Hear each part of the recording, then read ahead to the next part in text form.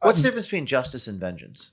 Vengeance is demanding more retribution than what is required.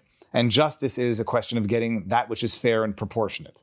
Vengeance implies an injustice. Justice implies righteousness. And so but they could technically look like the same thing at some point.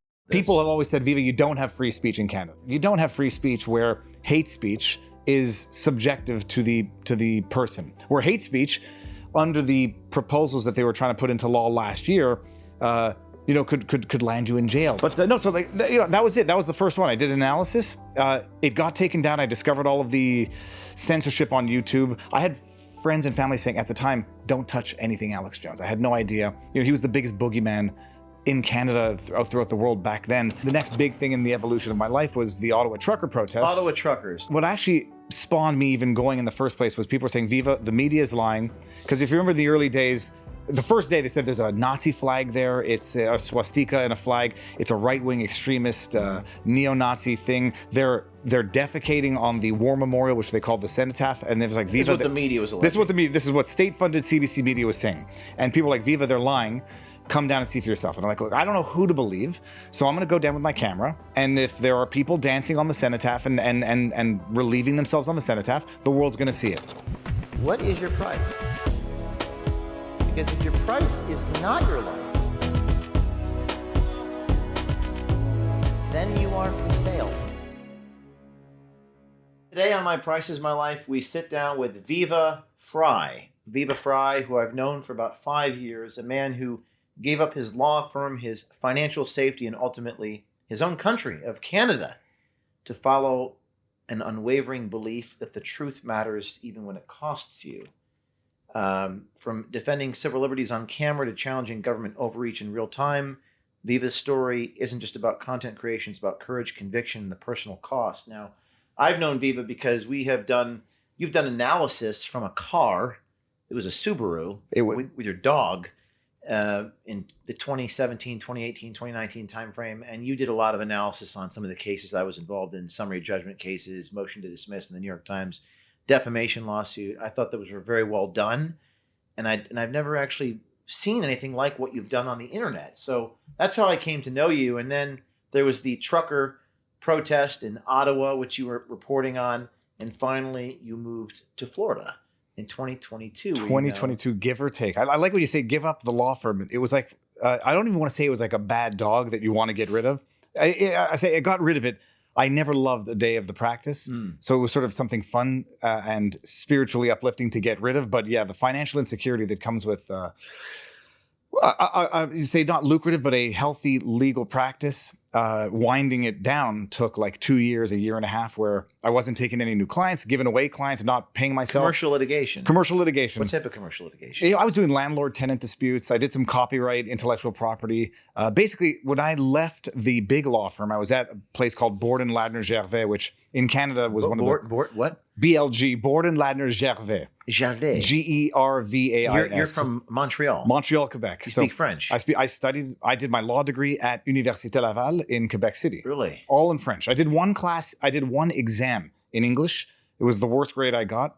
I don't know if the teacher didn't like me writing in English or whatever. I said, I'm going to write all my exams in French, and studied in French, practiced in French, got a job straight out of law school, went from that big law firm on my own. And then at some point, I told my dad, I hate this. I got to get rid of it. I got to do something else. And then I sort of merged into... You hated the commercial litigation. I hated every day. What did you hate about it? It would be a different thing on different days. When I was doing my internship and I was just about to get married, I said, look, if I hate it, if I don't like it after my internship, I'm going to leave. 6 months later, we're married, we're looking to have kids. I say, I'll go another 6 months if I don't like it. It's just like when you're a young lawyer at a big firm, you don't have any independence. You go to depositions and you're taking notes, you're doing research. It's fun in and of itself, but you want independence that you don't have and will not have for years to come. And then I was sort of like, they viewed me as a future partner. My dad is a very well-known lawyer in Canada. And I think they viewed me as partnership track, but I said, I hate it. I had my first kid. Took some time off when the kid was born, went back to the office, miserable. I said, I'm leaving. And then I was actually going to go study commercial photography. I applied. And before I could get rejected after being on a waiting list, everyone's like, hey, Viva, I was David at the time. They say, I hear you're on your own. How much do you charge an hour? I was like, I don't know, $150 Canadian. And like, great, we couldn't afford you at Borden Ladner. Now we can afford you. And I built that up. So the independence of building my own business was great. The tedious paper pushing of law, really, thinking you're important, and maybe it's my own personal perspective, but feeling like you're not getting anything of value done in life. 5-6 years, that is quite enough. And then I said, I have to, if I'm not going to be happy making decent money, at least I'll be happy making much less money. But life is amazing in that. Was it paying well? It was. I was not making $1 million a year as a solo practitioner, and then we started our boutique litigation firm. But it was a healthy living, and it was fun. Associate. It was called Frei Legal. My father left a big law firm in Canada called Stikeman, joined up with me, and then we had a couple of lawyers, a paralegal, our nice, beautiful office. So it was a good, healthy living, and so long as you don't screw up as a lawyer, you won't burn your practice down. But I did not like any day more than the last day. And at some point I said, I'm going to be 50 years old, handcuffed into this practice and miserable. Golden handcuffs. Golden handcuffs. Yeah, that's the concern. So wound it all up. Took me about 1.5 years to give away the files, close the files, find lawyers to replace them. Kept 1 or 2 clients that I really liked until about 2022, 2023. And then the world went crazy in COVID. I discovered YouTube. Did you do all this prior to COVID, wrap it up? Yes, I wrapped it up about by 2018. I have to make sure I get the years roughly. But I wrapped it up before COVID, but I still had a couple of clients. I had a nice 2 or 3 clients even throughout COVID, but not money that pays rent or pays mortgages. But before COVID, niche down in the law legal commentary, established. And while we're talking, my team, if we have a video of Viva in the car with the dog. I mean, there's so many of these videos. This is from like 6 years ago. It's going to be cringe. How did you get into the? Because when I was at Project Veritas, I would love to see your legal analysis videos. I'm kind of a nerd in that I enjoy the nuances of law and the logic, and there's some interesting stuff with the First Amendment, and you dived right into it. But how did you go into commentary? So that's interesting. First of all, the day I knew that I made it was when I found myself in one of your supercuts on Instagram, YouTube, or something. I was like, whenever I call it analysis, and I'm not trying to be lofty or pretentious, but whenever any of my commentary made it into the subject, like when Alex Jones started picking up on it, that's like, okay, now you feel not recognized, but valorized might be the good word for something that is value added. But it started, the YouTube channel back in the day was just random cooking, family stuff. I was sort of aspiring to replicate Casey Neistat. I don't know if you know who he is. Casey Neistat is the New York guy, did a vlog every day. Editing was beautiful, told stories. It's fun stuff. But then I would do like a day in the life of a lawyer because I was still practicing. And then people would be like, that's cool, do more of this. And so I'd prep a witness, prepping for a trial. Then I did the breakdown of the deposition in Alex Jones' Sandy Hook deposition. That was 2018. And, the headlines at the time, I don't know if you remember this, it was Alex Jones admits to suffering from psychosis. And then they play that 3 10-second clip. Well, I was sort of going through a form of psychosis back then. That's a pretty good impression. Yeah, I've talked with him a lot. So, and I was like, okay, that's weird. I just want to go watch the deposition. It was 3.5 hours long. And I watched the deposition. I'm like, Alex Jones didn't look bad in this deposition at all. The lawyers looked like a bunch of hacks in this. Not Robert Barnes, his lawyer, the examining lawyer. So I went through this 3.5 hour deposition. I did a 20-minute breakdown of just the highlights to say, here's why the lawyer does not splice together exhibits for a deposition, because you don't make evidence as a lawyer, you adduce evidence. So I did this analysis. It started going viral on YouTube. Then they took it down. Or they demonetized it. Then they took it down. Is it up now? It was reestablished. They took it down and they gave me a strike for hate speech. And like, A, nothing in the deposition was hate speech. B, nothing in my analysis was hate speech. That's when I discovered censorship on YouTube. This is 2018. 2018. The world has changed a lot since then. And my knowledge of the world has changed a lot since then. So you did an analysis, and if we could pull that up as well. This is just to pull on the roof of my house. The Alex Jones, this is regarding the case involving Sandy Hook. Last week, someone had asked me what I thought of the attorney's conduct in the deposition of Alex Jones. For those of you who don't know, Alex Jones is being sued by 6 parents from the Sandy Hook shooting for defamation. In the months and years following that shooting, Alex Jones promoted a number of absolutely unsupportable conspiracy theories. Pause. I don't even know what I'm looking at here. You've got no hair and no beard. Is it the same human being? This is me on the roof of my house in Westmount, Montreal, or Westmount, Quebec. clean shaven. I've vowed after this one never to do vlogs in sunglasses again because I like, you need to see the eyes of somebody. But yeah, so I did on the roof of my, this was before we redid it. So this was impromptu. Yeah, well, I had cut the clips and then I just talked to a camera. Let's play 30 seconds of this. In the months and years following that shooting, Alex Jones promoted a number of absolutely unsupportable conspiracy theories. First and foremost was that the parents were actually crisis actors. 6 of the parents are suing Alex Jones for defamation, alleging that as a result of the conspiracy theories that Alex Jones promoted, in addition to causing them anguish and pain that you can't possibly imagine, other people started harassing them, believing Alex Jones's conspiracy theories that they were actually crisis actors. Now, I am only certified to practice law in Quebec, and the Quebec law on defamation is a little different than the US law on defamation. I did a video on this previously, which I'll post the link to now. In the United States, in order to succeed on a claim of defamation, you have to prove that the statements that were made were false, that they were done maliciously with the intent to harm or out of negligence, and that harm was in fact suffered. In Quebec, we have a bit of a nuance in that the statements don't actually have to be false in order to constitute defamation. The statements can be in fact true, but if they are uttered for the purposes of causing harm, it can still constitute defamation under our civil liability system. And in virtue of the freedom of the press generally benefits from a higher threshold of what they are allowed to publish, and the threshold is a little bit higher when it relates to celebrities who live in the public. So you're it's pretty impressive, by the way. Are you reading from a script? No, I've never scripted. I cannot script. That's pretty incredible. I edit out some of the hemming and hawing in between the sentences and if I get something wrong. But no, I can't script on paper because it doesn't come out naturally, and it doesn't flow the. But you're citing the elements of the defamation law in the United States and Quebec without skipping a beat. No, I mean they're similar. And when you is it true in Quebec? You can. I heard you say that it can be true if you're intending to harm somebody. Correct. There's one decision where they disclosed I think in other states it might be more analogous to public disclosure of a private fact type thing, but Quebec is a unique province in Canada, and it has some unique case law. And it's some sort of original English law that the greater the harm, the greater the libel. And I've seen that as a through line through the work that I've done throughout my life. It's almost like there's a great line from The Insider where Al Pacino says, "The more true it gets, the worse it gets." I'm paraphrasing, but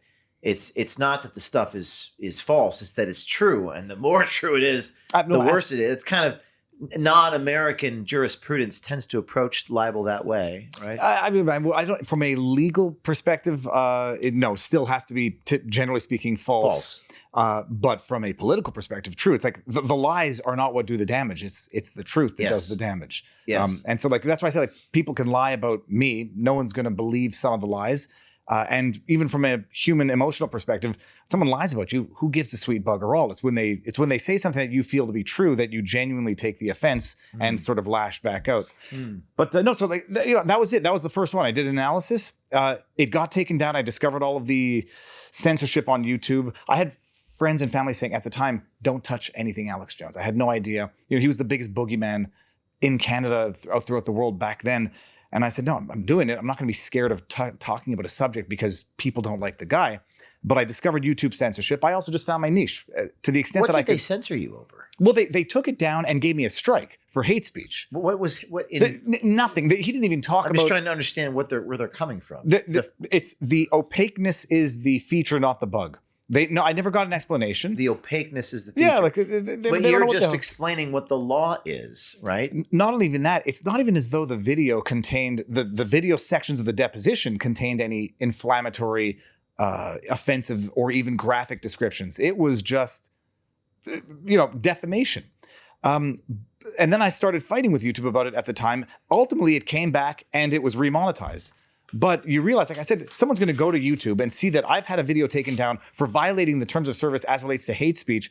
Maybe these days, people could say my tweets are a little bit more offensive than anything I did back in 2018. But that's defamatory by implication. To take down a video of mine and say hate speech on YouTube, at the time I was making an effort to be polite. Now I've sort of given up on that, but truth over politeness every day of the week. But that's how I discovered it.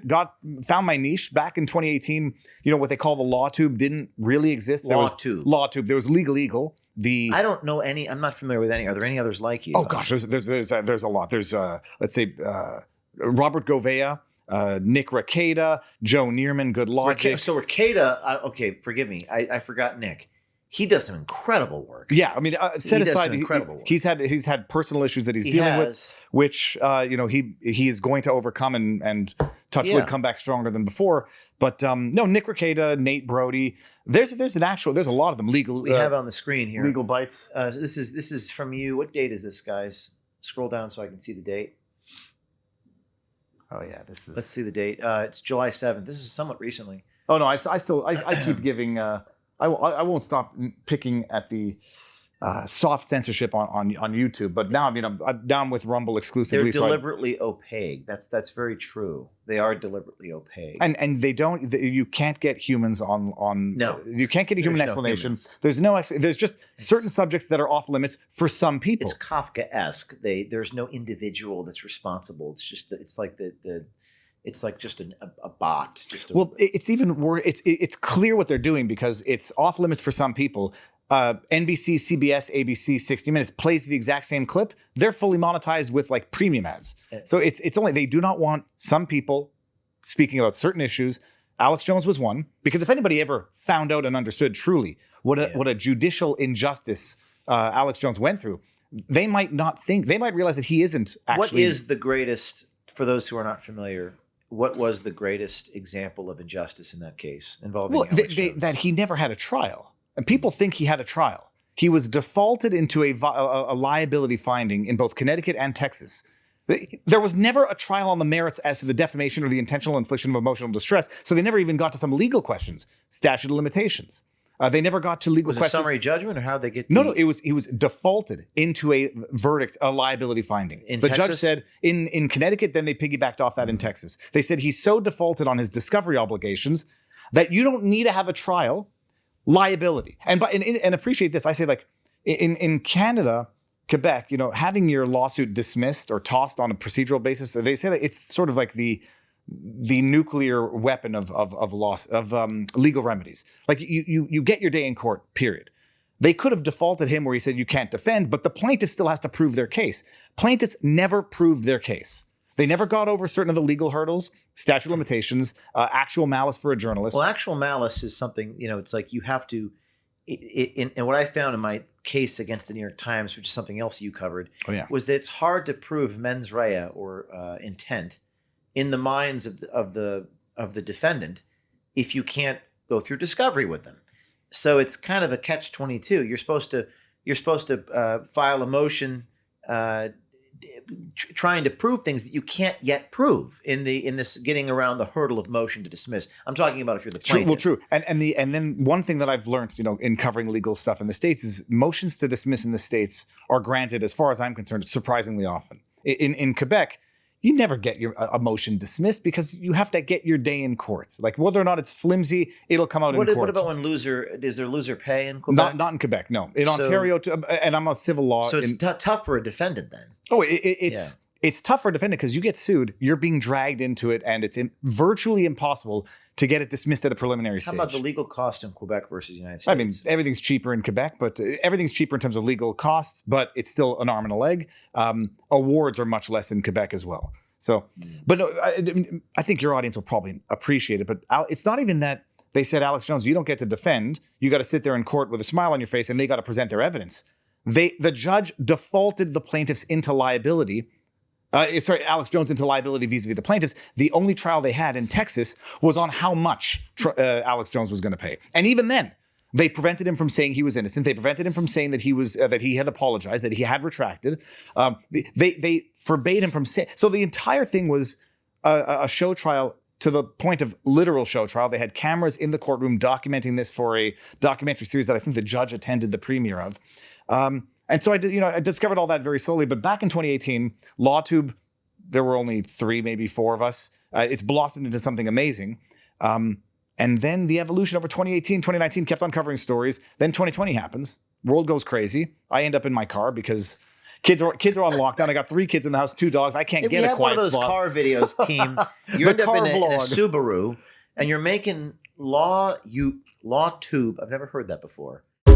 We're standing up to the powers that tried to discredit us, silence us, smear us, raid us, and throw us in jail. They've awakened a sleeping giant. We're building a movement of transparency and accountability in both the public and private sectors because we run from nothing. We hide from nothing. And when you join, and get your full access pass. You fuel a movement for truth. We are the media now. LawTube videos, how I became a lawyer. Let's take a look at this clip. Oh, this one's gonna be cringe as well. We like cringe. Juice for kids. I popped the switch on the container and dumped 600 gallons of bug juice all over the floor. Oh, this is what I did. I was a bad very kid angry, in my teens. Okay. There's one with the dog. Let's pull up so you're making. Let's pull up another one, team. A little bit, maybe a year later, because those are the ones I'm used to. Sitting behind the wheel of a car, you had ranting and raving. You had a bumper, you had like a little musical thing, and you did this LawTube. So you do this, and then what happens?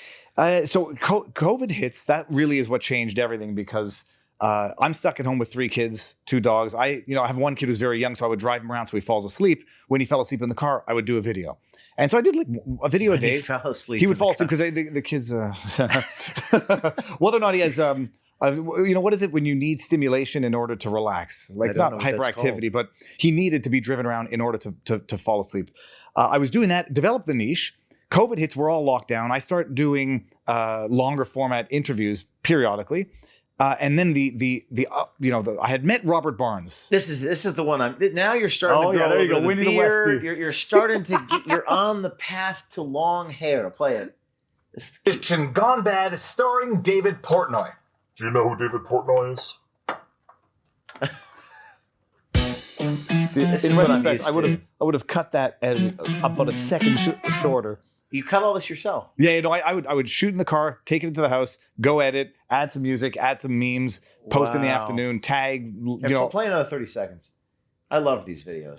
Viva Frei, Montreal litigator turned YouTuber, and this is Winnie the Westie. You know, when the world seems to be falling apart, every now and again, it's fun to get distracted by something as glorious as the worst moment of a deposition imaginable. All right, I may be exaggerating a bit, but it is a great highlight nonetheless from the deposition of David Portnoy in the context of the Michael Rappaport defamation and breach of contract lawsuit against Barstool Sports. Now, in order to truly understand and appreciate the beauty of what went wrong in this highlight of the deposition, one needs a little bit of context, which is going to make everyone smile, even if you feel guilty about smiling about it. Barstool Sports beats Michael Rappaport's defamation claims. A judge won't hold the Bro Network liable for tarring its former podcaster as a racist, a domestic abuser, and a D-list actor with an STD, but in a wild 64-page opinion, the judge sends contract claims to trial. All right, so the article...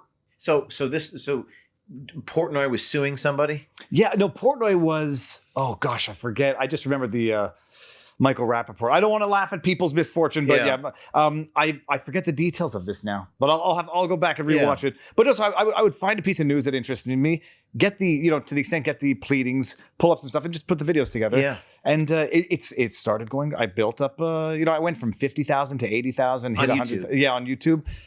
But during COVID, when I actually met Robert Barnes. Not even realizing that Robert Barnes, who we now have our Viva Barnes Law.locals.com community, and we've become great friends, he was the lawyer in the Alex Jones deposition in the backdrop. Oh, really? I met Barnes through the Covington kids defamation case, where he was representing the Covington kids, not Nicholas I don't mean to Salmon. interject on that because I want to keep going, but the Covington case, that was the kid who was smiling with the Native American gentleman. And a question I had, maybe you don't know the answer to it, but why did they settle? Why did he keep going? I don't know. And Barnes didn't represent Sandman, so I've got no insider information. His name was the young man Nicholas Sandman with 2 N's. Because I've heard that there was a settlement. Yes, and I don't think it was for what everyone. People think he made $100 million. No, Yeah. I think. At some point, like you settle if you can get some sort of moral victory out of this, because Right. nobody was going to be retiring off those funds. Right. But That was against the Washington Post. that was against Washington Post, CNN, I want to say. I think Yeah. CNN as well. And Barnes was representing the unnamed Covington kids, who were not suing for $150 million. They were just suing for the retractions and corrections. But this is living through the evolution of how you discovered media has always been lying. They've always been censoring. You can't trust big tech to even, you can't trust them as a business. If you exist on YouTube, they can shut you down overnight. They can strike your channel out of existence. COVID hits, started doing long format interview. Then, the next big thing in the evolution of my life was the Ottawa Trucker protest. Ottawa Truckers. Which was 2 days after your event in Fontainebleau. Yes. Now, by the way, people, this is the Project Veritas experience where I made a kind of a jukebox musical about my life. And you were there. By the way, there was 1,000 people there. Everyone was there. It was like the greatest collection of people. You were there. Was that after? This was right before. So it was before. Yeah, it was 2 days before. So I'm in Florida. You went back to Canada. I was going. Well, I wasn't yet in Florida full time yet. I was just here. You were in Miami, and you I flew came down back for the event to Ottawa. I flew back to Montreal. So as I'm at the event, everyone's like, "Viva, why are you with James O'Keefe? There's a protest going on in Ottawa." And I'm like, first of all, at the time, I had no idea. I don't think anybody knew exactly how big this was or how big it was going to get. So it's like, okay, guys, first of all, chill out. I'm here. Come back and I'll head to Ottawa on Monday. Did your event? I attended your event. It was fantastic. Fly back to Montreal, drive to Ottawa on the Monday, and just start live streaming, unedited, walking the streets to see what was going on. I think we have some clips from the Ottawa. Let's pull up. I want to look at some of what you've done. This is sort of street journalism that you did there. I had never done this before. Like I'm always nervous about doing things live and doing things with people who might not want to be on camera afterwards, or who might. You were very careful to ask one of the pedestrians, "Are you okay with being recorded?" I've done it to everybody, but then at some point you get a little more realistic. You can't do it with everybody when you're live in certain, but you can be respectful. Let's pull up the one where he's on the street in Ottawa. There's a couple clips.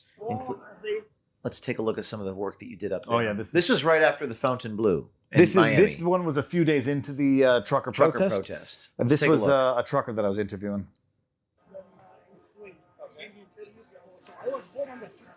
Regime, but I had no choice. Hold on, I'm getting close so people can hear this. Born under a totalitarian regime. Oh, definitely. Under communism, under totalitarian regime, but I had no choice. I made my choice not to die. A little hard to hear. Yeah, because I was just off my camera. He was from Kuwait. What you did in the trucker movement. So when I get down there, what actually spawned me even going in the first place was people were saying, "Viva, the media is lying." Because if you remember the early days, the first day they said there's a Nazi flag there. It's a swastika and a flag. It's a right-wing extremist neo-Nazi thing. They're defecating on the war memorial, which they called the cenotaph, and it was like, "Viva." This is what the media was. This is what state-funded CBC media was saying, and people were like, "Viva, they're lying. Come down and see for yourself." And I'm like, "Look, I don't know who to believe, so I'm going to go down with my camera. And if there are people dancing on the cenotaph and relieving themselves on the cenotaph, the world's going to see it. If there's a Nazi flag and far-right extremists, the world's going to see it." I go down there and stream continuously for it was 3 to 5 hours a day. And it was the inverse of reality. We appreciate it now. I like that. That's what I've always found. When you point your camcorder in any direction, it usually contradicts what CNN is reporting. It was literally like the problem is it's so frustrating because you know it as sure as you've seen it with your own eyes. It was not just a lie.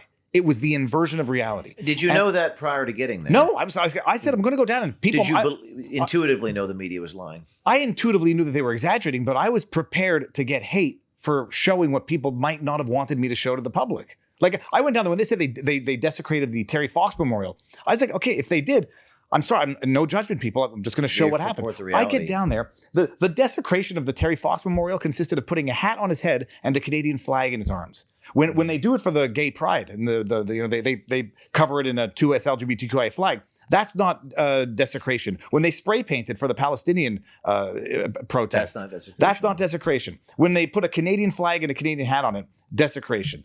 So I go down. All desecration is equal, but some desecration is more equal than others. I would ordinarily agree, but they don't even acknowledge that. There was a wait. We have the clip of this. This is interesting. This is you. Let's just play it and we'll pause it as we. How you doing? Woman walks out. Sorry, I should have asked. You don't mind being on the interwebs? Let's do it. Are you part of the protest? Yeah. In Quebec, you may not know the answer, but what's the consent law regarding recording? Is it one-party consent? It would. Oh no, everything in Canada is one party. Ontario. This is Ontario, but it's one-party consent throughout Canada, unless you do not need the permission of other people to record conversations. But you asked anyway. I asked. Well, I didn't want to embarrass her. And to tell the story behind this, her name is Trista Souk. I had no idea who she was. She's so well dressed in the wintertime. I half thought she was crazy. She comes down to the protest. She's got a guitar. She was on drugs or something. And I just want to sing. I was like, oh boy. And then she says, I'm going to sing for you. I was like, this is going to be embarrassing. I let it roll, and I held my breath. And when you hear her voice, Okay, let's keep playing. This is the lady in Yeah, red. yeah. And where are you from? I'm from north of Toronto. All right. I came here yesterday. I actually came to sing a song on stage, and of course to matching support the your movement, and honestly to be around other people. That's the main reason. I just want to be in a community, and I want to be together, and I want to see people's faces. It's very nice. It's the medicine, man. I've hugged more people today than I've hugged in. Oh, she just goes hard. She was tapped you. Which way you headed? You going down to the... I'm just checking it out. I'm taking some videos. an I wanted to interesting sing for human some being. people. I don't know. I want to sing for a trucker. I still wasn't sure if she was crazy or not. Skip to the part where she starts singing How if you far can. along in the video? I think it's a 3-minute clip. I just say like occasionally I go back and watch Let's this. scroll through and see if she's on America Got Talent or something like that. She ended up auditioning for Canada's Got Talent. She sings Amazing Grace. It's one of the best songs ever written. She's got the guitar. She's got the guitar. But I still think like this is a woman who's, I still thought she might be totally crazy. This is why I love going to these events, these protests, these things, because you end up meeting these Oh people. yeah, no, everyone. I did not meet one bad soul at the Ottawa protest in the 2 weeks that I was there. But hear her voice. You'll hear it. Let's hear it. beautiful. I'll just sing like one verse because my hands are gonna be so cold. No pressure, no pressure. How cold was it out there? Depending on the day, Right blistering. then, it was like 20, 30 degrees or so. What is that? It's Fahrenheit, In, yeah. minus. It was like Celsius. -8, give or take. -8 But that's in. Celsius. I'm gonna get mocked on the internet. I don't know which way it goes. It's okay. It's probably Celsius, but -8 Celsius is below freezing. Oh no, it was below freezing. It was so cold. Like sometimes you'd have like the frost would freeze on my. I chat GBT what minus. Let's keep playing.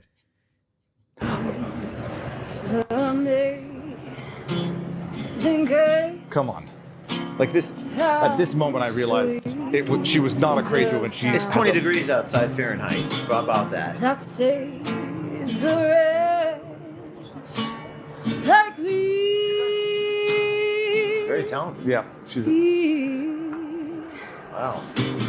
What were you thinking when this was I was like, thank goodness she's got a good voice for this. Yeah. And everyone, I remember in the chat because I'm live streaming. You could see all the comments. Everyone's Wow. like, beautiful voice, amazing stuff. Yeah. So I did that for. I would go back virtually every day from Montreal to Ottawa. It was about a 2.5 hour drive. I would park the car when everyone says, you couldn't park. Traffic was, a backlog in all of Ottawa. I went documented that.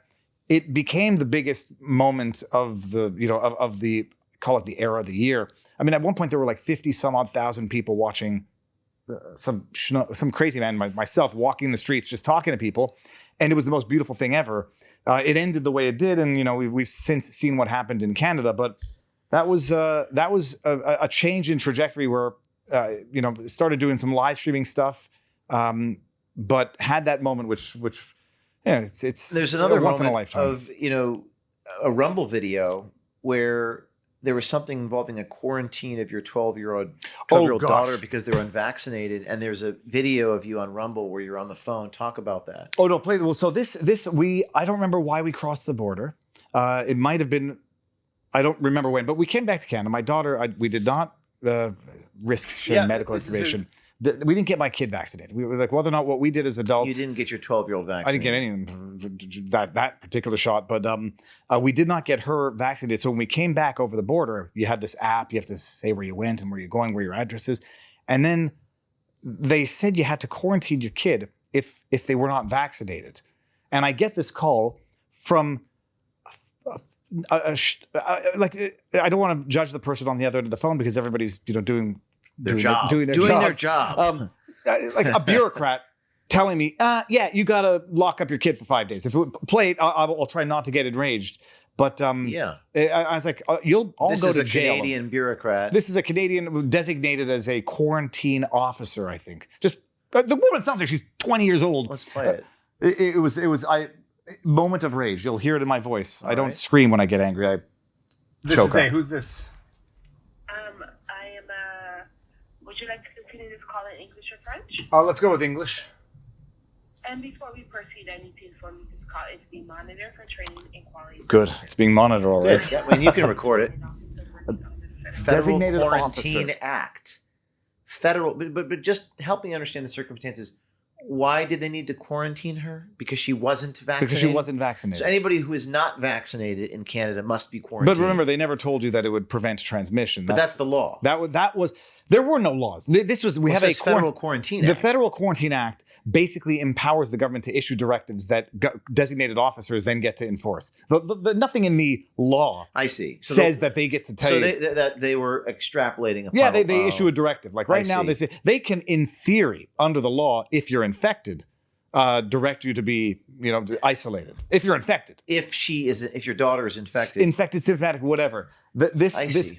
And this was only because she was getting disparate treatment because she wasn't vaccinated. But okay, let's keep playing. Yeah, play it. I'm going to try not to yeah. interrupt with May I rage. be asking a few questions about Mila's quarantine to verify that she's in compliance with obligation, include a day 1 and a day 8 COVID test. This call should just take a few minutes.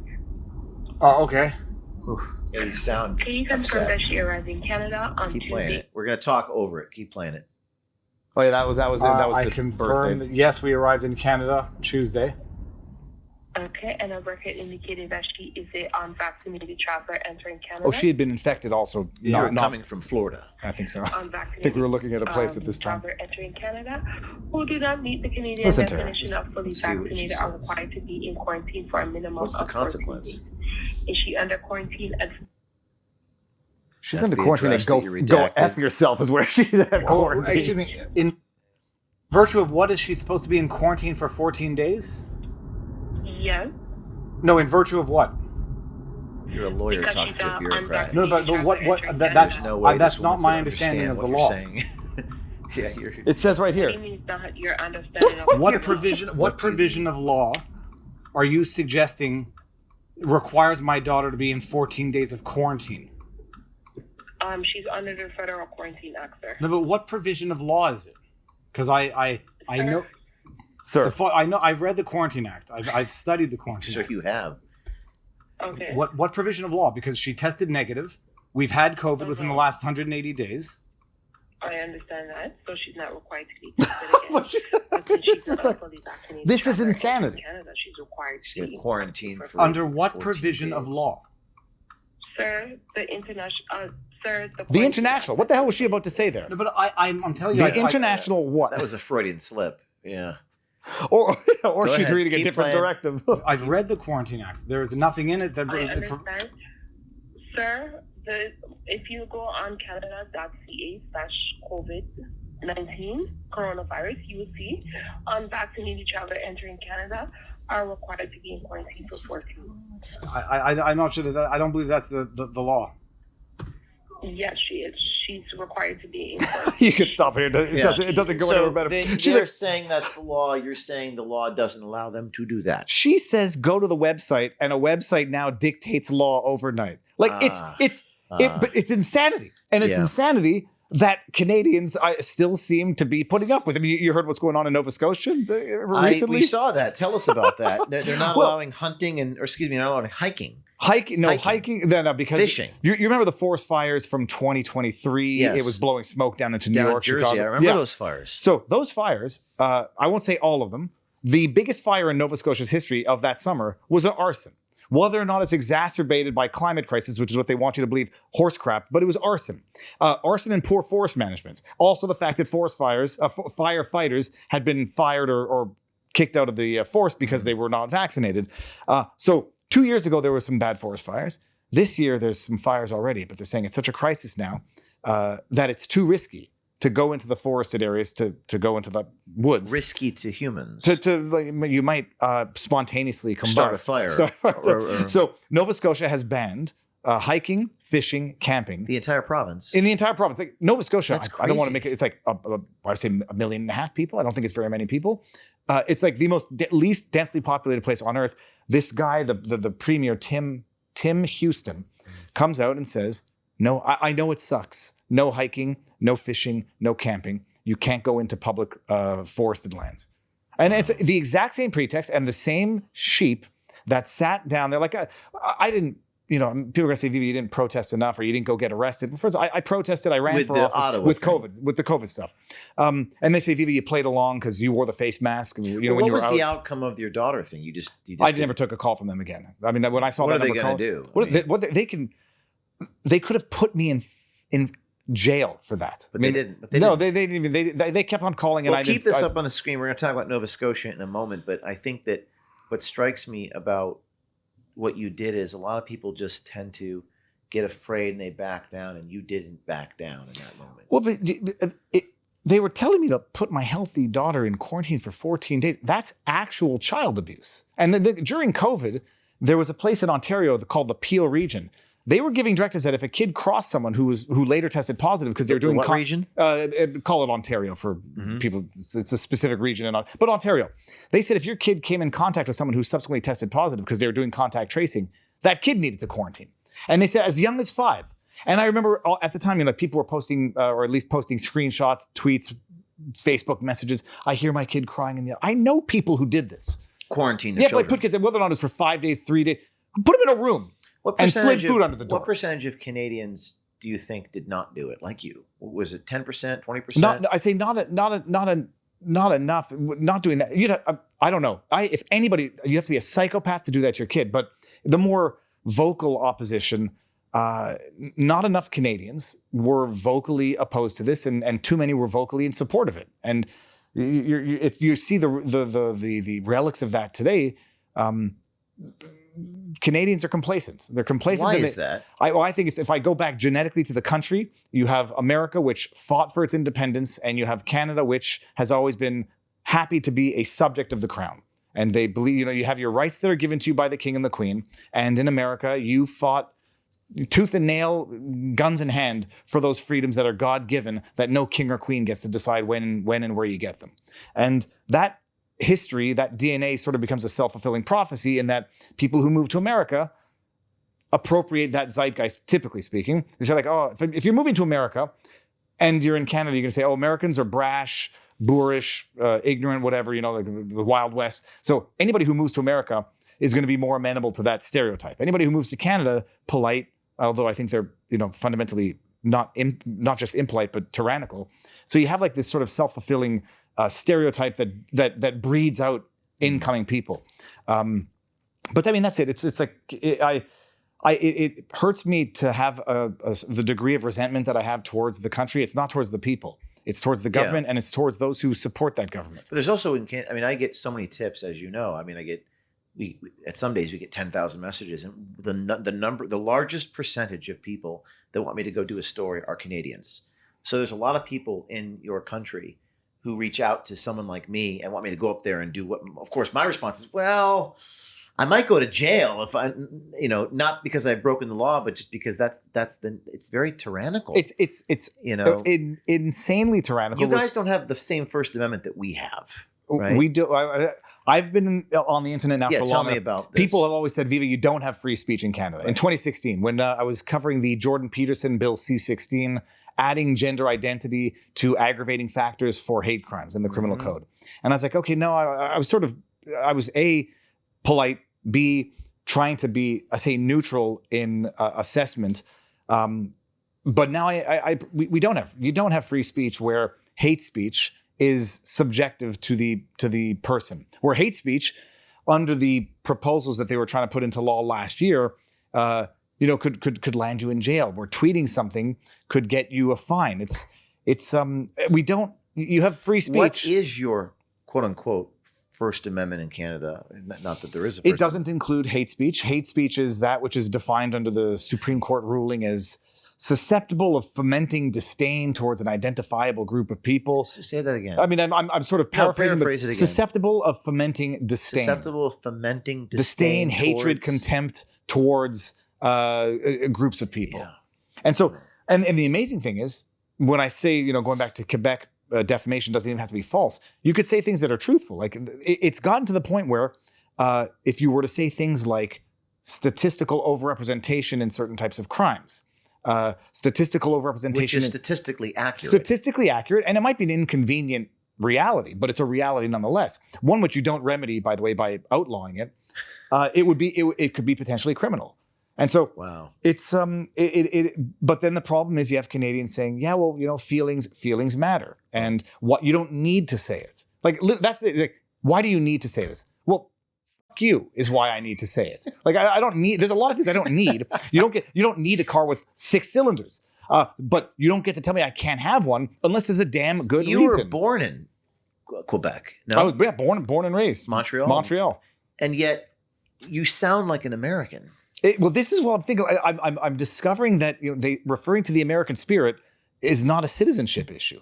It's like I will take risky freedom over a safe prison any day of the week. What made you this way? I shouldn't have trusted these guys, but I did trust these guys. A lot of people thought there was malfeasance. I would prefer to say ignorant of those events. I didn't want to know. Nonprofit boards of directors can be very, very dangerous. Fortunately, I have recordings and documents to back up everything I'm about to tell you. Employees were starting to bundle up and talk. If we're about to paint James as a criminal, it better be fucking good. They sent a pic of me nailed to a cross. They used these kids. Matt used them to further his agenda. The reason why James was bad was morphing. I never lived this lifestyle with black cards. He's a mean boss. Stress with his girlfriend is not appropriate. I don't know that James has a private life. James took a pregnant woman's sandwich. And these are people that we thought were people with integrity. Who on the board is in control? Turns out board members are taking money from donors. How much did you invest in each of Matt Tierman's companies? I don't think that's any of your business. We're at the pinnacle of Mount Everest. Are you refusing to answer the question? Yes. The only thing that has changed is that we broke the biggest story in our organization's history. If a board statement goes out, it's fucking over. A week later, everything changed. And it wasn't right. It was the timing of it that was so suspicious. Is it fair to say that 3 of the 4 companies you've invested in, you would consider to be in the medical field? So what did the board think people were going to assume? One of the companies could be sold to a big pharma. Like Pfizer. Objection. Did the board not think that people were going to assume the worst? I want to talk about your investments. I want to talk about you. I'm a fighter. You're a cheat. I'm a warrior. You're a liar. And I will get my justice. Not revenge, but justice. Is it all about money? Too bad you can't afford that. Big difference.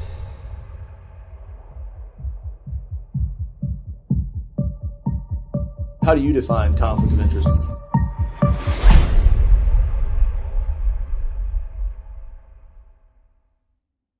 Well, that's what I've always been. When we were talking earlier, a pain in the neck of a kid, which is I don't like authority, and I don't like people arbitrarily creating rules and imposing rules as though they get to dictate what I can do and what I can think.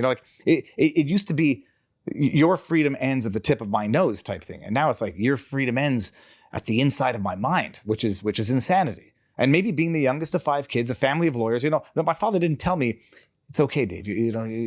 No, it's like you say something stupid, you're going to get chewed out by your father, my mother was more polite.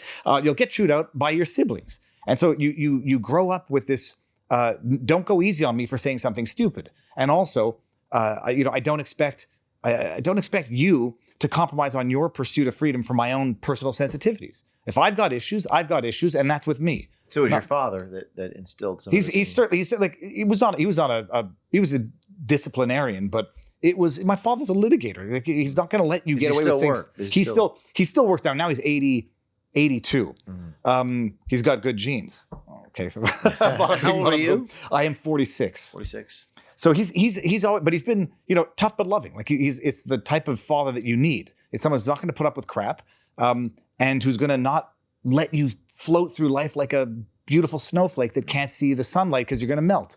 And so we've gotten to a point now in Canada where people's feelings dictate what other people can say. If you can't deal with somebody's words, I draw the line at violence, physical violence, like immediate proximate violence, not people saying. I get in trouble with this, but like not even some of the laws that want to prohibit promoting of genocide. That's another one that they're trying to slap into law, which is if you advocate or promote genocide, you can get locked away for life in Canada. And I'm like, okay, first of all, nobody wants anyone running around saying death to Jews or death to blacks. But flip side, if you start saying, trans are not real, well, someone's going to say that's a call to genocide. Like you're denying the existence, they're going to say this, of people with diagnosable mental illness. So that should be outlawed. And this is where you have to, I don't know when it happened, but you realize you've got to put up with that which makes you feel uncomfortable before they start taking away that which you need in order to live in a free society.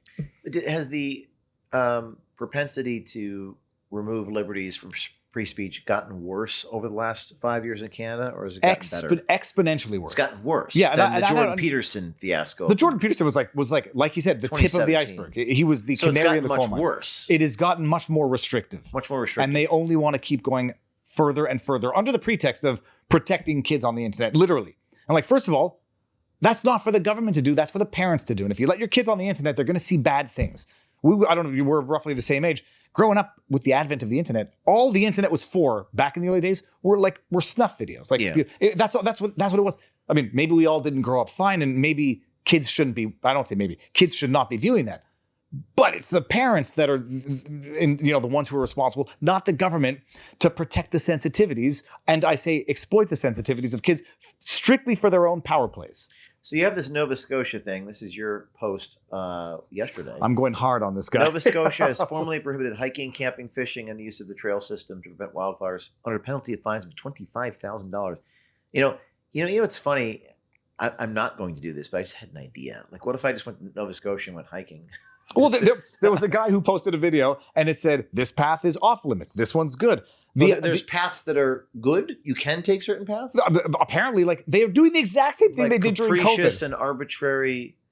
I mean, do you have any information on the ground there in Canada about what people are experiencing? Well, yeah. I mean, people are polite. So some people of them are abiding by People this are definitely abiding. There are no mass protests. What are they going to do? Arrest you? They'll give you a fine like they did during COVID. Like the amount of people who got $25,000. Up to the fine for being on the path is the same fine for burning.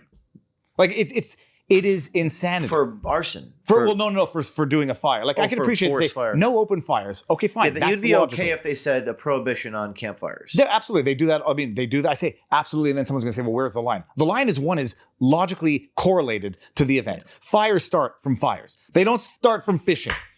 They don't start from hiking, and they don't start from preventing people from using public lands that they paid taxes for. The irony is that Tim Houston, the Nova Scotia premier, so-called progressive conservative in Canada, which is like a flat mountain or a jumbo shrimp. Progressive conservative. Wait. He's a progressive conservative. Which is he's a conservative. Flat mountain. That's like fireproof coal or dry water. It's like a pregnant virgin, which I think has only happened once. That could technically be true because who is this man? Oh, Tim Houston. Look him up. I spent 5 minutes on the internet. You put it in words and scandal. Wow. Put in a guy's name and scandal. Tim Houston, what was his deal? Apparently he worked in Bermuda. He was involved. You remember the Paradise Papers up in Canada? It was a Bermuda offshore bank that somehow the papers leaked and you found all these prominent politicians who had offshore accounts to avoid paying taxes. He had no malfeasance. Your country is so fascinating. It is really interesting country. It is what happens when there's corruption, but there's no pushback against the corruption. Look at this. Obviously dishonest, Premier Tim Houston repeatedly met with green hydrogen investor Trent Vichy, then failed to properly file his expense claims, obscuring those meetings. Wow. He lived next to billionaire Sobeys. I believe lives. This is the premier of Nova Scotia, the one who gets on the internet and says, I know it sucks, but we have to keep you. By the way, you want to have your mind blown. He said, for those who have properties with big forested areas, your own private property, they implore you to stay out of the forest in your own private property. I'd be curious to the extent there's any civil disobedience going on in Nova Scotia. I don't think there's. I would never encourage anyone to do it either. Like I didn't go out and deliberately pull down my mask and get a ticket during COVID. But I did go document it, and I did go protest. So if I was an American citizen, went vacationing, and I just went for a hike, and they gave me a little piece of paper and said, "You owe us $25,000," and I just came back to the United States, what are they going to do? They actually during COVID I'd have to refresh my memory on this. They did nail a bunch of Americans who, when they were driving from America to Alaska, they have to go through Canada, and at the time they said you go to your hotel and you can't no sightseeing, and then they caught a bunch of these people at. What happened? I think got massive tickets. I don't know what happened with the tickets at the end of the day, but it's interesting. No, but Canada is it's a good look into the future. Like it's like California to the United States. It's worse. It's exponentially more progressive than California. But it's a good indicator as to what California could be if it really tried. Are there any parts of, like in the United States, we have like New Hampshire and Florida. Like New Hampshire is the so-called free state. Florida, they call it the free state as well. Is there a similarity in Canada for a province or a part of a province? Typically, they refer to Alberta as the Texas of Canada, and not in a they maybe mean in a derogatory way, but it's the Western province, but not British Columbia, which is more progressive than Portland, Oregon. Yeah. So you got Manitoba, Alberta, Saskatchewan, which are sort of the heartland provinces. Alberta now, since the election, is really pushing a secession movement. They want to. I don't know that it's going to happen. I think the new 3 passport-carrying globalist whore of a Prime Minister of Canada, Mark J. Carney, is going to acquiesce to their energy demands, I think, or at least allow them to strike some deals either with America or internally or abroad to prevent that crisis. But there's been a strong movement from Alberta to secede. So as far as any independent province goes, it's more Alberta. Quebec, French-Canadian province, votes Liberal, and it has its own federal party, which is a separatist party called the Bloc Québécois. And then Ontario and Quebec dictate the political outcome of the country, which is why the West tends to hate the East, because the East dictates the politicians who dictate the policy. Oh, in the United States, we have like the so-called New York, LA, DC. So the equivalent in Canada would be Ottawa's DC. Where's your cultural capital? Well, culture would be Toronto. It would be Ontario, Quebec would be Ontario, like the Quebec. New York, And DC. on the maritime provinces, I'm a sailor, so I know a little bit about this. You got Nova Scotia, you got New Brunswick, you've got Prince Edward Island and Newfoundland. Is there any red, so-called red? No, not in any of those. Those are all more progressive. Nova Scotia is the one that has the premier who's the conservative banning hiking. They had their maritime bubble during COVID where you couldn't even travel within, you couldn't go into those provinces without, there were some restrictions, and you couldn't leave the provinces without, Canada is, I believe it might be beyond the event horizon of communism, statism, authoritarianism. No turning back. I don't know how you turn back now. And even turning back now would be what? Having the Conservative Party come into power. They just lost the election, where they voted unanimously in support of conversion therapy bans. Like they vote for progressive crap on par with the Liberals. I mean, the only I don't even know what the difference is, and I don't know what the future of Canada holds. There has to be a populist pushback, which there isn't. You know, an obscure thing that you may not know, maybe you do, but when I was on federal probation for 3 years and I was confined and I couldn't leave without permission from a probation officer in the United States, Article 3 courts, you're on federal probation. My sister married a Canadian man. My sister married a man from British Columbia. So I don't remember the circumstances, but I wanted to go visit Canada. And I couldn't leave New Jersey without, getting all types of court orders and documents. And apparently when American citizens on federal probation, they can't go to Canada unless they get permission from the prime minister. Did you know that? I did not know that. And I remember that my probation officer said, you must get permission from the prime minister. Now at the time, that was 2010. It was a conservative guy. It would have been Harper, Stephen Harper, Stephen Harper. I think. Yeah, Stephen Harper. So I couldn't go to Canada without getting permission from the prime minister. I don't know if that's the law. I was told that was the law. I mean, entering a foreign country is a privilege and not a right. And but this was a misdemeanor. This was like a Class B misdemeanor. But nevertheless, it was federal probation. Well, you want to see that's how they'll deal with certain elements. Now Canada's offering asylum to 2 LGBTQIA folk from the States because of the incongruence of it. Yeah. Oh, because they've never been to Miami. Look, Miami's got a massive gay population. The idea that anybody looks at Florida and says it's a tyrannical state or America is an anti-2S LGBTQIA plus country, they're ill-informed idiots that only listen to CBC. It's mad. It's crazy, but it's frustrating because I say you look. I mean I don't know where I'm going to be in 3 years. I feel more American in my spirit as far as what it goes. I love Canada. And you come to Florida. When did you come to Florida? 2022. I had my deal with Rumble, a contract with Rumble, which facilitated everything. But I had made during COVID, I told my wife, it started off as a joke. I knew we were going to have to leave because I was never imposing that medical treatment on my kids. I was never living in a province where my kid's going to have to show a QR code to play sports. And it was not a place to raise a family. And I knew that we were going to have to get out. I started jokingly with my wife over the course of a year. She became aware of the fact that we would have to leave. We sold everything and got signed the contract and got, Are you happy here? I mean, I feel guilty saying it. Yes. Why do you feel guilty saying it? Because on the one hand, there's a lot of people who I know would want to leave Canada if they had the opportunity and don't. It costs an arm and a leg. It requires certain logistical, legal technicalities that everybody can't. Not everyone can do it. Not everybody can do it, and you're not an American citizen. No, I'm not an American citizen. Would you like to be? I believe I feel like one in my spirit. So we'll see what time holds. But then I look back at Canada, and I make the analogy often as like, it's sort of like looking at a girlfriend that you used to love, and now you hate this. Everything that you thought you used to love about her, now you hate. You hate the way she smells. You hate the way she looks because she's betrayed you. And I say this, and I feel guilty just because it involves people who are not guilty of this. But the country, the government, has betrayed me. I look back at the country like what I used to love about it, I now hate. Like the coffee shops, like, oh, they have their nice cafes and you get good coffee. Can't get good coffee in Florida. That pisses me off. Right. You have your good cafes. It comes at the expense of absolute tyranny. So you look at these coffee shops, you say, I love the coffee, but I hate what I have to give up in order to get it. I love the coffee. I love the downtown. But now they've turned it into like pedestrian only because of climate crisis. They've ruined everything about the country. So when you go back to visit, I haven't been back in a while. I'm going to go back sooner. But I go back. It kind of makes you sad when you go. It makes me sad and angry. I feel like I'm stepping into a flipping insane asylum. People are still wearing face masks. Construction is through the roof. Homelessness is through the roof. Where I used to live, there's an open air, a safe injection site a mile and a half down the street. They've ruined the place that I called home.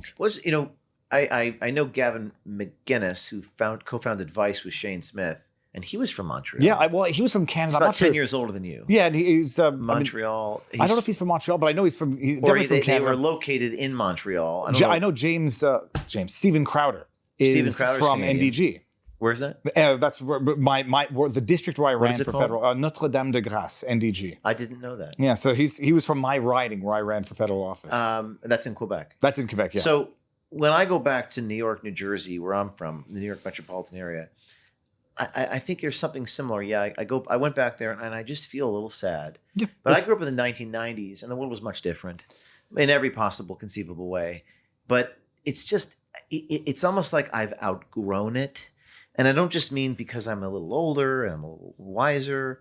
There's some complicated factors there because it reminds me of my past. It's not what you're saying. There are things that happened in our previous life, previous company, previous people who I no longer associate with.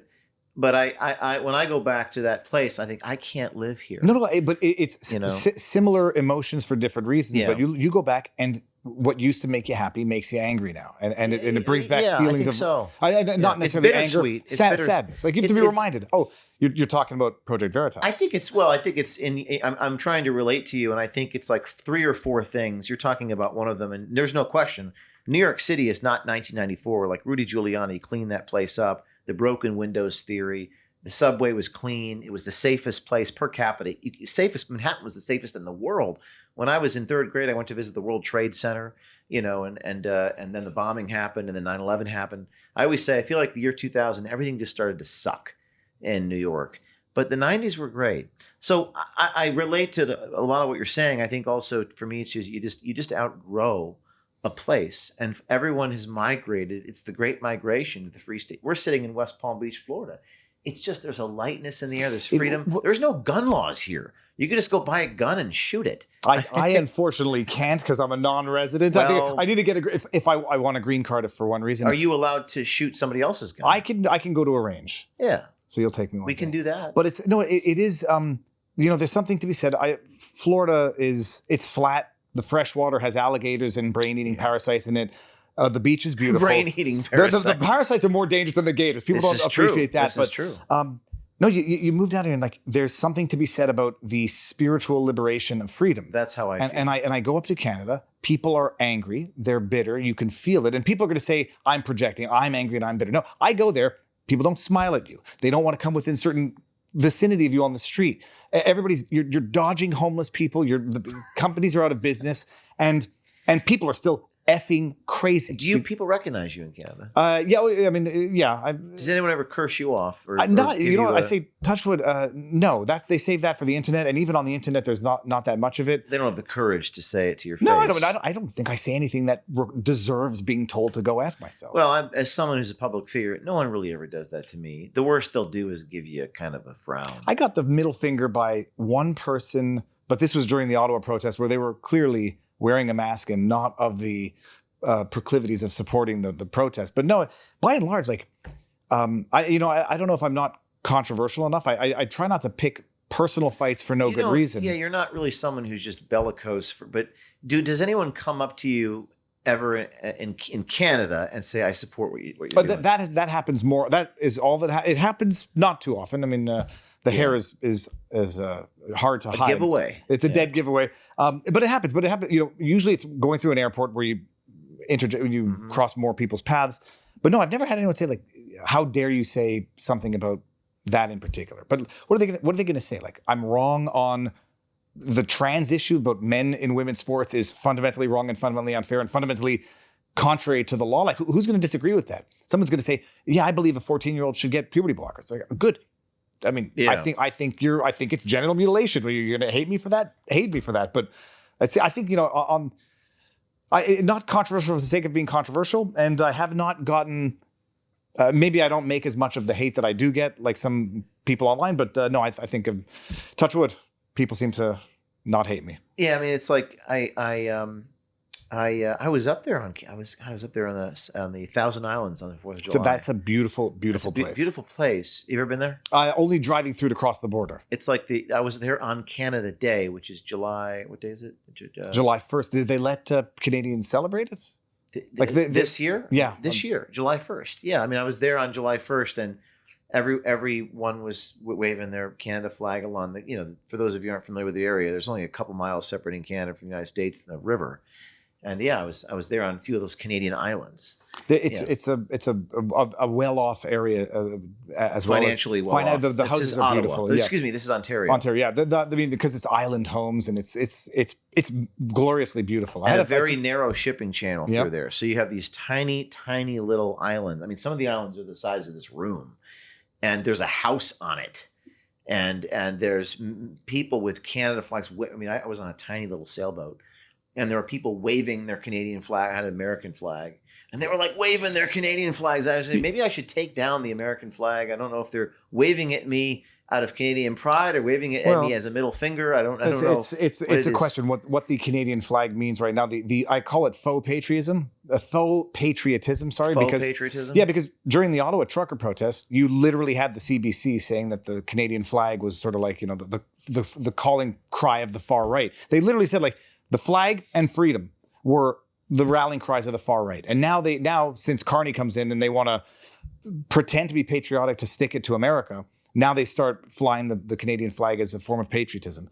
So I do call it faux hypocritical and virtue signaling patriotism, because that flag, when the truckers were flying it, was it was an act of hate against these people, the same ones who are now flying it, but presumably as a sign of hate towards America. The anti-American sentiment in Canada right now is shocking, even among people who I think are smart and should know better.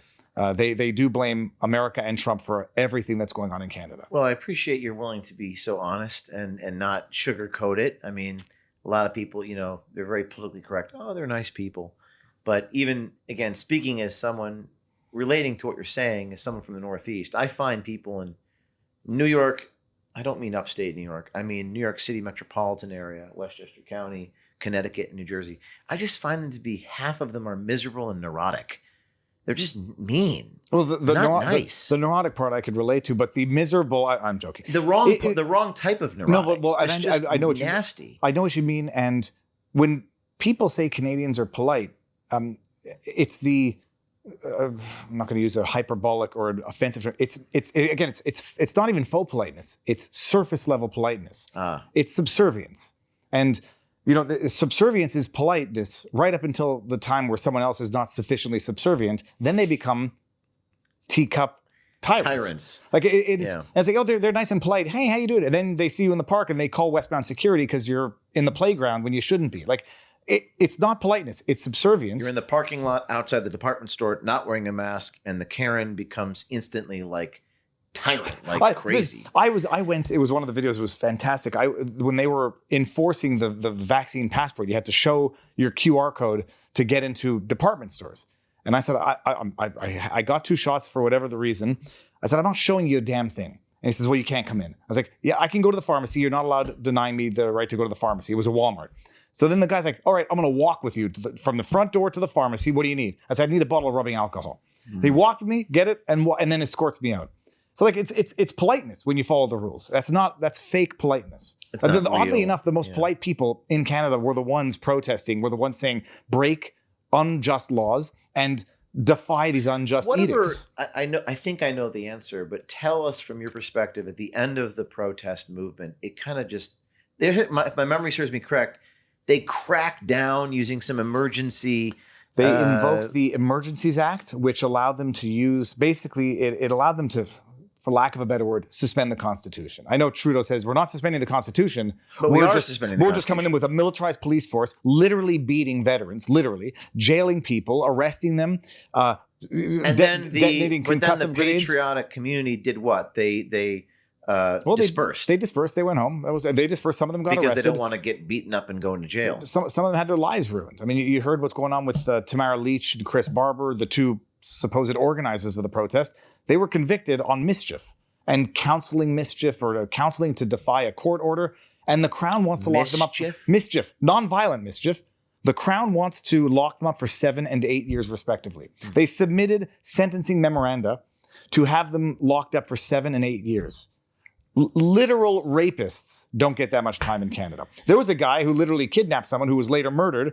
He got probation because he had already served a few years before getting. What does the Supreme Court of Canada say about this? It's a political organization. It's not. Like it's Brazil. not a court It's system. like Brazil. It's not. I wouldn't say it's not as corrupt as not like the as bad as Brazil. It's not like corrupt in the de Moraes sense of like one man controlling the outcome of things, but it's a partisan. It's the judiciary protecting the governments. It's one big club, and we're not in it. The Emergencies Act of 1988 is a federal law that could be used by the federal government in the event of a national It replaced the Wartime Measures Act, and the only 1980. Why? Because it replaced it replaced an older law, which was the War Measures Act, which oddly enough Justin Trudeau's father invoked during the FLQ crisis of '78, and oddly enough the father abused to go after his political rivals. So they rebranded it the Emergencies Act. About that, it's human nature, right? It's power tends to corrupt, and absolute power corrupts absolutely. You know what's funny? I was on a Twitter space with Andrew Dittman. You know, the guy who sounds exactly like Elon Musk on Twitter. Was it Elon Musk or Dittman? Someone said it. I think I know who you're talking about. Yeah, and I said that, and he says no, because you'll never know if someone is uncorruptible or not corrupted until you give them power. To not have power, you don't even get to use or abuse it. You need to give someone power to see if they are corrupt. Correct. I agree with that. And it's true. Like, you know, you get corrupt jackasses like Trudeau. Look, I've yet to meet a politician who has wielded the power in a non-corrupt manner. I think, you know, there are a few, but it's rare. It's rare, and I say call me biased. I think the Trump admin is not wielding the batons of power as freely as they could to go after the people who went after them. But set that aside. I agree with that. Yeah, I mean, the Biden administration raided journalists. Yeah, can you imagine the Trump administration executing search warrants? I'm just trying to give an example of a non-legacy media, like a kind of the equivalent of James O'Keefe or whatever the. I'm thinking Crystal Ball. I can only think of Crystal Ball or like the Daily Beast reporters. Can you imagine? Well, I mean, it's funny now that you mentioned. Is Steve Baker? He's with the Daily Beast. No, is he with the Daily Beast? Steve Baker's of the Blaze. The Blaze. I'm sorry. Yeah. Yeah. Was with Glenn Beck. And they went after Steve Baker, like, and you know they don't care. Like the left doesn't care. And if the Trump administration had done a fraction of what the Biden administration did, and or what his DOJ did, they would have locked him up. Yeah, it would be the end of everything. Going back to and we're going to get to the FBI. I want to talk to you about the affidavit. I want to talk to you about the constructive termination thing, which you were attacked for, silly enough. Well, everybody watching your channel knows what happened with you, but like the idea that they raided you for the Ashley Biden diary when.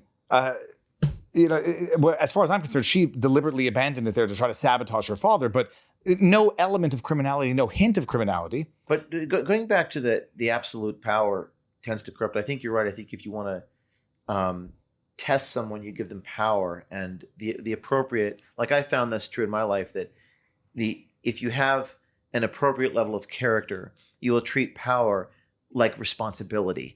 And it'll weigh on you. That's to me, I don't know how you feel, but that to me is how I would approach power. It's like, oh, now I have this power. Now we have this profound responsibility, and politicians tend to they view it the exact opposite way. It is not that I have any power, but I have it's the thing. Whenever time you send out a tweet, it's not power. It's reach. How many followers do you have? 700 and some odd thousand. That's quite a few. No, and like it would be my biggest concern is being unfair to somebody. Like I once made an accusation of someone that was false, and and it's the question of like, okay, I have the power to say F off, and I'm doubling down, whatever. And it is a question of like, how people respond to that power. Some will say, I never need to be held accountable, nor do I ever expect to be, and so I never need to apologize, versus those saying, I have this power, and if I use it improperly, I say like, what would my father think type thing. It seems that some people don't have either a fear of God or a fear of parents ingrained in their psyche. Well, you used the word accountability, and I think those who do have the kind of power where they feel that equates to responsibility, they're held accountable every hour of the day. It's very humbling, to have that kind of. Well, you have 700,000 followers, and if you don't mind me asking, or if you're able to talk about it, what was that moment where you got something wrong, or it was an anonymous account of a guy who accused Robert Barnes of having put out a tweet. Mm-hmm. And so then I go and I look for the tweet, and I can't find the tweet. Then I find the guy who said Barnes tweeted the tweet, tweeted a tweet verbatim, and then retweeted it saying that it was a couple, and I was like, oh, you put that together, you retweeted the tweet, and because it didn't get enough traction, then you accused Barnes. No, it turns out the tweet was out there. It was luckily innocuous and irrelevant, but I made an accusation of someone that was false. The person, it's an anonymous Twitter account in any event, but I apologize. And when I put out the tweet about Tim Houston calling out corruption, like after I sent him, like, did I dot all my I's and cross all my T's? It's like, did I make a mistake? Is there another Tim Houston who was in the Paradise Papers that I just accused? It's like you have the ability to do good, and you want to make sure that you don't use your powers to do bad, or at the very least to do harm unjustly and unnecessarily, or wrongly, I should just say. Well, let's talk about. I guess we'll go to the constructive termination, because this was interesting. You had a comment about this. This was me being, well, I would say fired from Project Veritas on February the 10th, and in the case they actually brought up your name, and I won't say where or who yet, but this was, I guess, some commentary you gave back in 2023. Team, if we can pull up that screenshot from the board minutes of, this was February the 10th, 2023. They're going to pull up the image, February 10th, 2023. And it was a case involving, this is actually what the Veritas lawsuit is all about. I was fired from the company, indefinitely suspended without pay. They said, no, that wasn't firing you. And then they sued me. And then because I started OMG sometime after February 10th, they said, you breached your contract because you were still technically employed. And this is really what the case comes down to. So it was, I would add, for those who may not be familiar, it wasn't just a question of ousting, constructive dismissal. It was defamation. It was it was an evisceration of character in an attempt to undermine everything you've ever done and everything that you would ever do. It wasn't just a question of parting ways. And that struggle session, was it a recording? February 6th, 6-hour-long board meeting. It was, what they tried to do was steal Project Veritas and what you had turned it into, to use it for their own political purposes, for whatever those might be. Because Project Veritas was James O'Keefe, and I'm not trying to stroke your ego. There was no one. You think Project Veritas, it's James O'Keefe and vice versa. No one's going to come in there. It's almost like they resented the fact that it was me, though. Because a lot of people say that to me. You're one of 10,000 people that have said precisely what you just said, and I'm just asking you questions. But it seems as though they resented that. They didn't want that to be true. Well, I think what I think it was reprisal, clearly for something Pfizer related, but they wanted to appropriate the reputation and branding that you had brought to Project Veritas in order to use it for their own jaded political purposes. That's my underlying belief. And when they tried to force you, I would say, it's not constructive dismissal. It's not firing. We're just, you're being suspended indefinitely, unpaid. I don't know what the hell else you would call that. But then to try to gin up employee complaints, to try to tarnish who you were as a person, and then to accuse you of being disloyal by trying to solicit donations when I was following it at the time, and I think you were following good legal advice. They don't appreciate that people will, when you leave, if a law firm kicks you out, if you don't solicit the clients, it doesn't prevent the clients from going to you. Nobody owns the clients. That's what happened. The donors, they would allege that I was proactively disparaging them with donors. This is me, February. It was all bull between crap. February 6th and February 20th, and donors were calling me, and they were like, "Give me the phone number for the board, please, because I'm going to call them and yell at them. I'm going to call them and tell them the situation." What am I going to say? No? I say, here's the number. There's no disparagement. There's no, but it was, there's, do we have a video of Viva talking about this team? Is that what this is? Kyle Seraphin releases this this video, is the which Kyle James Seraphin O'Keefe thing. shows. Oh, God. I don't know. I don't know if you have the constructive termination thing, guys, but if we don't, we'll go to Kyle Seraphin. And all that to say, I will criticize when criticism is warranted, and I will defend when defense is warranted. That was another part of what I think was a prolonged hit piece.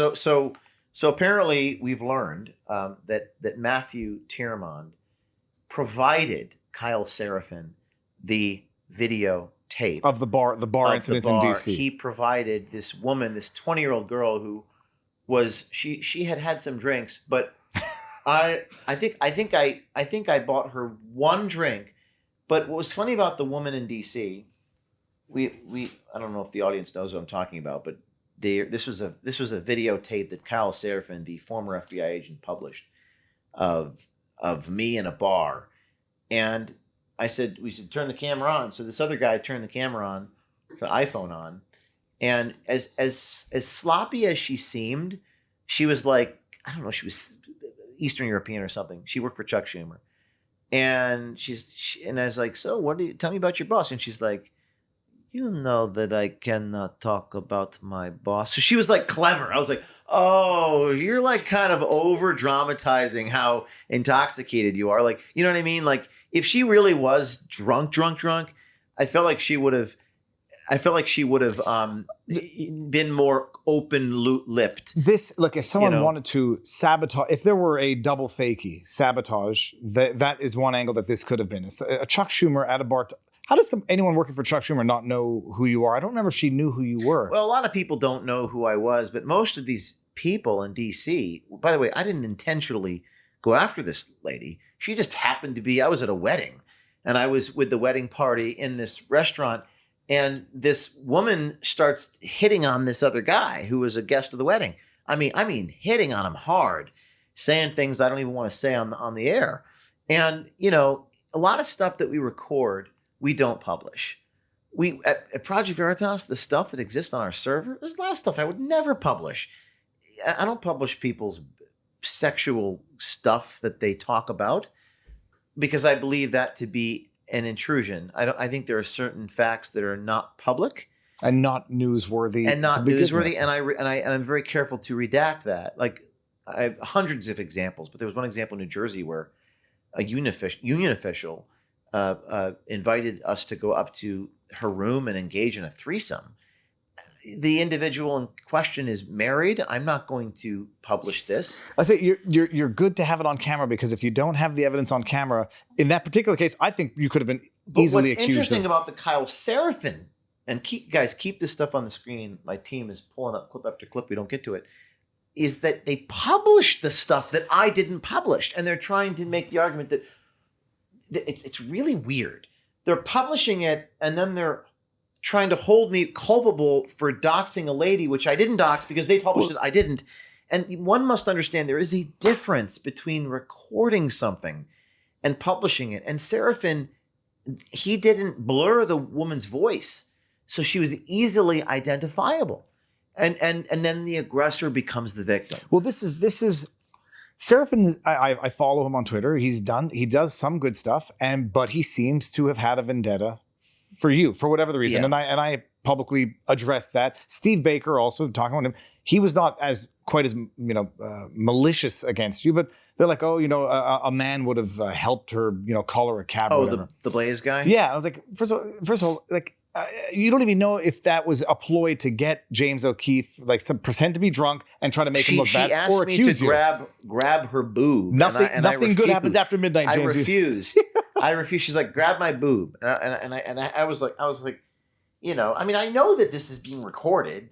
And she's talking about all the plastic surgery she's done, and I mean, this is just it could easily have been a setup. It could be. I don't know that it was. No, but I say what was clear was the treatment wasn't fair of you, and so it doesn't matter who it is. It was really remarkable to see all these other people. I don't know what Serafin's beef is, but we have a clip of Viva and Robert Barnes talking about a lawsuit against OMG.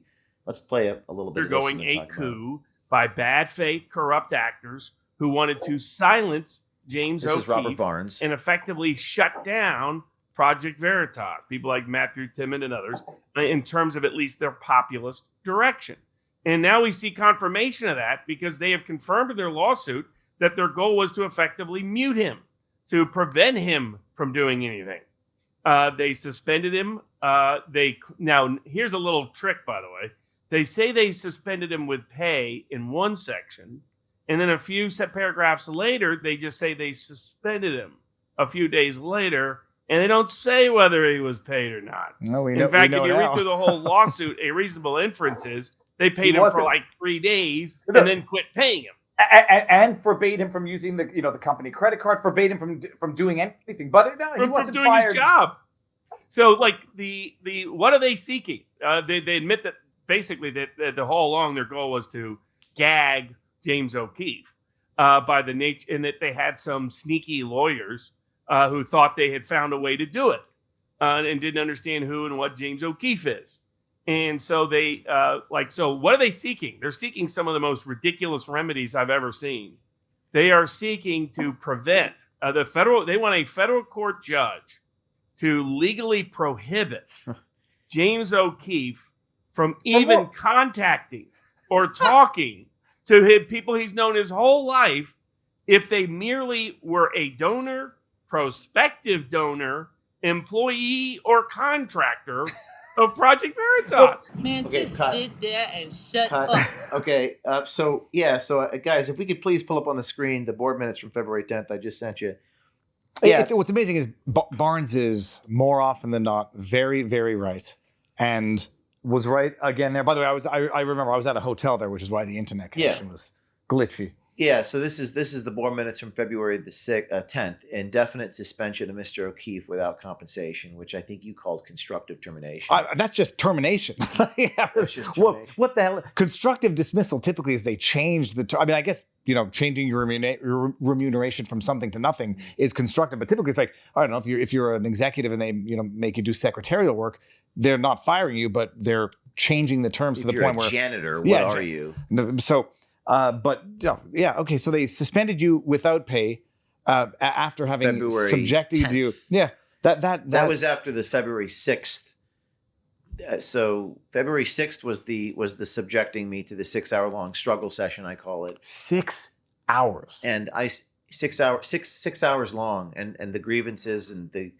That I took we had a driver and you took the pregnant woman's sandwich. Took a pregnant woman's sandwich. Did she give it to you? I said we don't even know. She probably gave it to him just to be nice. What I believe happened was we were in court half a year prior, and there was like a plastic bag of sandwiches from the cafeteria, and maybe someone drew the short straw. But what was most hurtful about that for me, I mean, all this was, my audience has heard these stories 100,000 times. What was most painful about the whole dynamic was that I worked 100 days a year on the road raising money to make sure all these people could feed their families, and I spent, and I'm not a victim, I'm just explaining my reality. I spent countless nights alone in hotel rooms very late at night, and that's the sacrifice that a leader has to make. That's what I signed up for. But this individual, Julia is her name, was upset that there was one sandwich too few in the bag of lunch sandwiches. Can you imagine? It's like, well, woman, you get to go home every night to be with your loved ones while I'm on the road half the year, and you're gonna make a federal case out of the fact there's too short. And by the way, here's the other thing I'll say about human nature. They can't just say, I was wrong. Nobody can ever admit, no one ever has contrition or introspection or humility. No. They'll litigate this to a federal judge, which they did. They went into a federal courtroom after you guys sat down. They went to New York, and they tried to get a federal judge to shut my company down. OMG. James, Okay? it's first the idea that of all of the things any bad boss could have done, that would have been among the top 10 that was used was as the top 10. That is, it's insanity beyond insanity. But the human nature to not admit that you made a mistake or to apologize on an individual level, I think one of the reasons is that people just, that apologies get weaponized against you, so there's almost no incentive to apologize.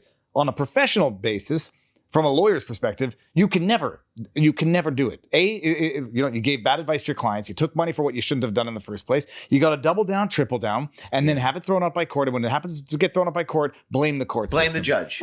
Absolutely. Yeah. But of all of the terrible things you did as a boss, anyone would remember that is insanity to me. But this is a tweet. I asked Julia Wood for comment, and she evaded the response to the pregnant woman who now denies I took her sandwich. So we actually reached out to the pregnant woman.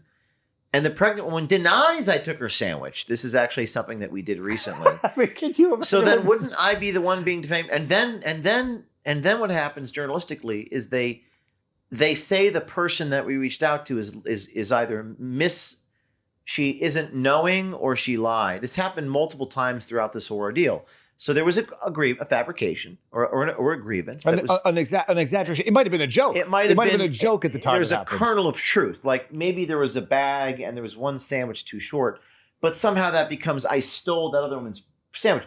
So the pregnant woman says, no, I bought my own sandwich. I don't need anyone to get me a sandwich. Dude, I'm telling you, this is. So, what's crazy about it is the players involved in it. This is like Timmerand going after you and effectively, I don't know, he and others. Now he's attacked you too. We'll get to that later, but please, you can judge yourself by the enemies you've made. He attacks anybody viciously, and I got to give him credit because it takes a degree of, I would say, cleverness. He viciously attacks anybody who supports me. So good for him on that. But the legal issues here, the constructive termination. What are your thoughts legally? I mean, it was bunk from the beginning. My only real query is how and when and why. I mean, the timing wise, it fit with the expose on Pfizer. And it's not. I mean, this is all I know nothing. Right. That is. I know nothing confidential. The timing. It's either astronomically coincidental, or it's not. So you can draw your own conclusions there. What was clear is they wanted you out, and they wanted the goodwill and the assets of Project Veritas, not appreciating I think the goodwill. what it was. Yeah, I think that's right. I mean, because it was a brand. It was a brand. That is now, and there is a kind of special raison d'etre, to borrow a French word. How do you say that? Raison d'être. See, I don't say it like that. The reason for being. Reason for being. A raison d'etre. There was a special.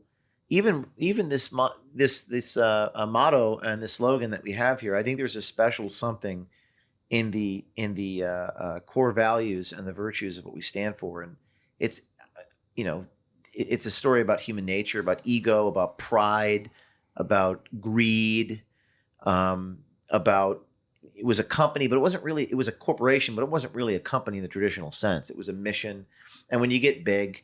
These things happen. Well, when you do what you do, which consists of taking down, industries, government officials. I mean, look, you go after Pfizer, you release this thing on Pfizer, and then a couple of weeks later, I don't even know what the time frame was like exactly. 10 days. They get angry at me for saying that, but that's a fact. It's a fact that it happened 10 days later. It's a fact that everybody paying attention to it observed. And anyone who wants to say it's just a coincidence. Okay, if you want to believe it's a coincidence, that's fine. Others don't. So. And those players, I mean, Timmerand, I've never known him to do anything good. He's just a pain in the neck on Twitter. What's curious is just other people. Like Steve Baker, I had him on my channel. Mm-hmm. We had a good discussion about this. I disagree with his position there.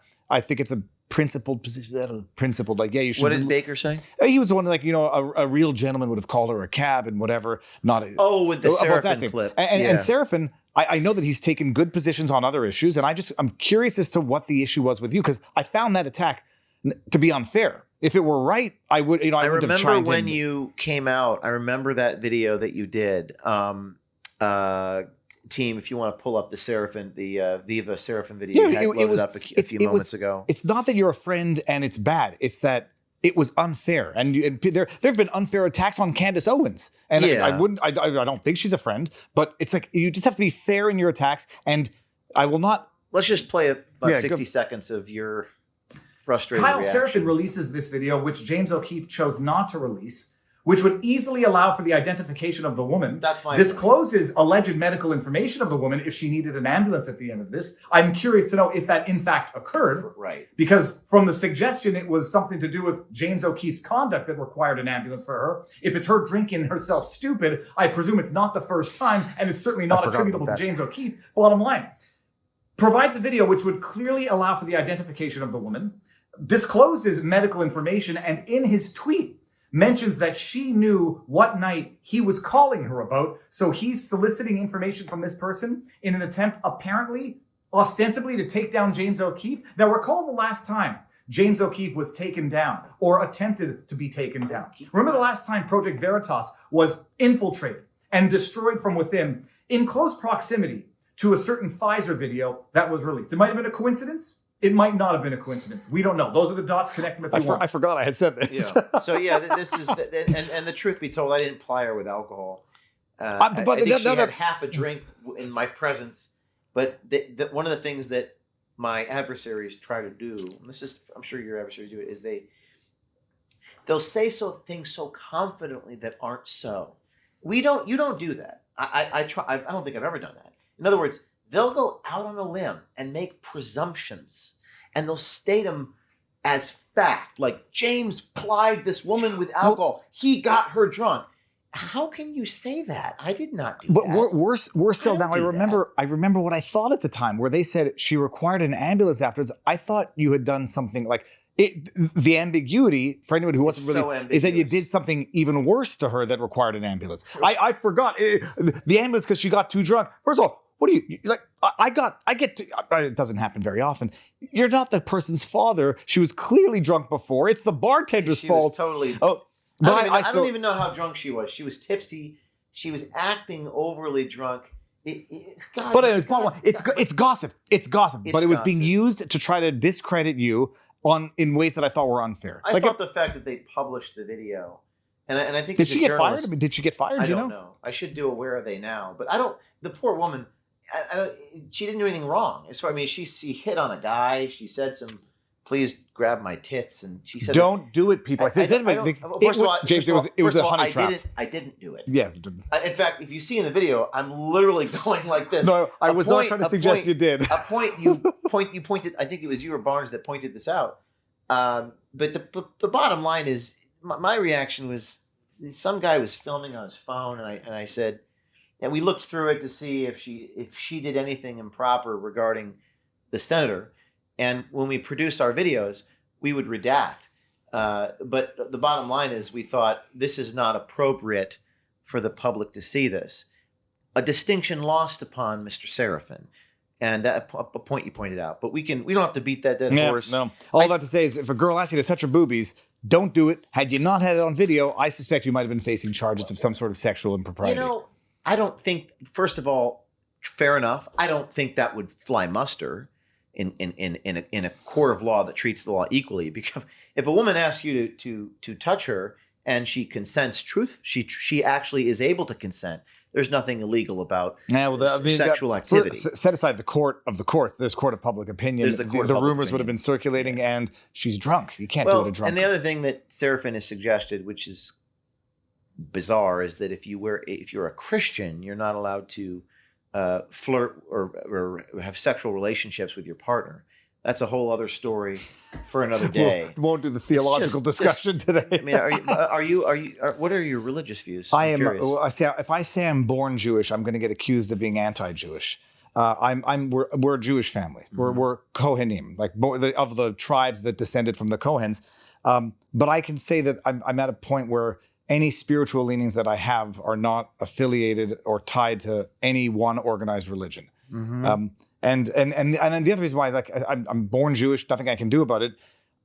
people always tend to say, well, I'm Jewish, so therefore I get to say certain things and my opinions on these issues are more valid than yours. And you're not Jewish, so you don't get to say certain things, which I never do because my religious upbringing has never influenced my views, and it does not allow me to say any views that I have are more valid than somebody else's who is not Jewish. Long-winded answer saying that, but if there's a God, I'm going to piss everybody off. We like that. I appreciate the teachings of the Bible, of the New Testament. It's impossible to look at a historical figure, regardless of whether or not you think he was God, like Jesus, and say 2,000 years after somebody's death, people are still praising and living moral lives by his standards. You cannot disregard that as a valuable thing to live by. But I eat a lot of bacon, and I just had bacon for breakfast today, actually, on the way over here. Bacon, shellfish. I mean, it's the most delicious stuff on earth. Well, I'm going to read this in the context of Christian teaching in regards to the subject we were just talking about. A lot of people were outraged.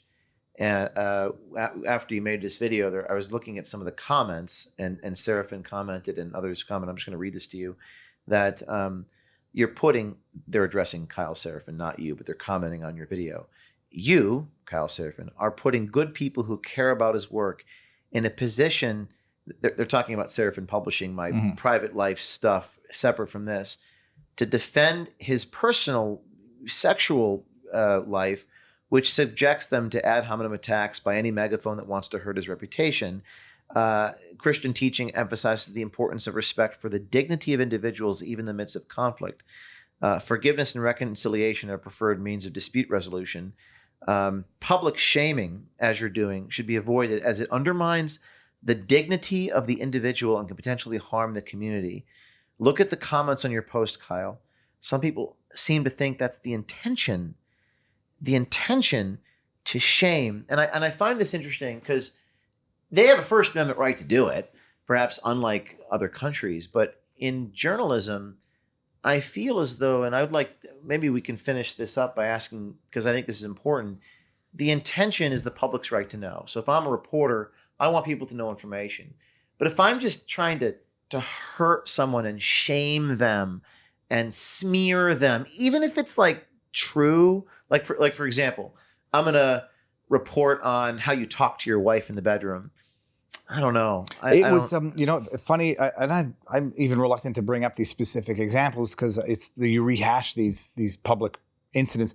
When they went after Crowder for a 15-second video of him maybe being trite, what's the word, trite, or the doorbell camera. With the thing with it, I was like, I said, I'm not gonna judge a man based on a 15-second out of context clip, and the other thing is like, if you get someone recorded you get the video of someone at their worst moment ever.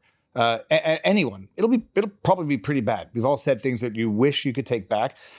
We've not all done things that you wish you could take back. I think like violence is something you can't really take back, and a video of domestic violence is not something I would say, well, it was private. No, someone being rude, someone being impatient, someone having a bad day and blowing up on a phone. I mean, these could be very embarrassing. Someone being nude or engaging in whatever sexual proclivities they like to engage in. I think in like the Glenn Greenwald incident, and people say, it's newsworthy because it shows questionable judgment.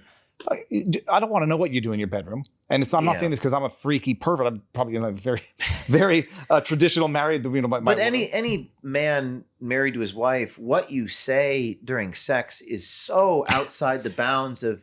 Isn't the intentional infliction tort? Some of these torts they talk about. Outside the bound, I don't remember the words, you're good at this, but outside the bounds of a civilized society, you simply don't publish those things. Well, zero party consent. It's like revenge porn. Yeah, well, that's what Glenn Greenwald's was quite literally, which is why they successfully got it taken down off social media. It was not newsworthy. He didn't consent to it, right? It wasn't consensual. It was basically How was it even recorded?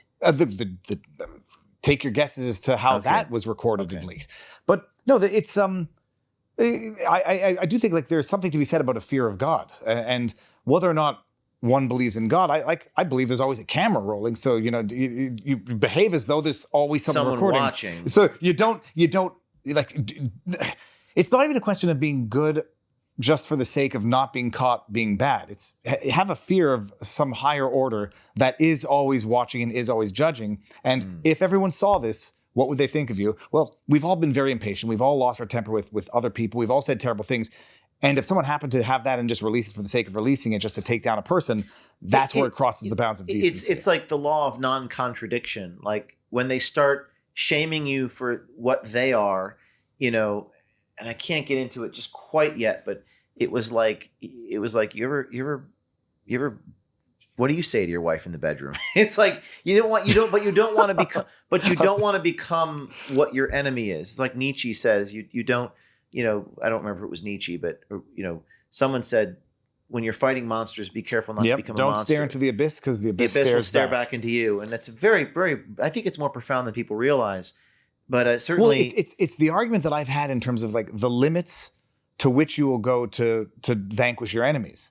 And I have people saying like, well, there's no rules, no holds barred. And like, well, then why would I ever ally myself with you if any given day you'll say, you turn on me, no rules, no holds barred? There has to be some natural law of what is acceptable and what is not in order to determine whether or not I even want to, whether I can even trust myself with this adversary who's an ally right now. Well, the public shame, when you're looking at there's a camera, you're right. It's like, don't do it because you might be shamed by the public. Do it because it's the right thing to do.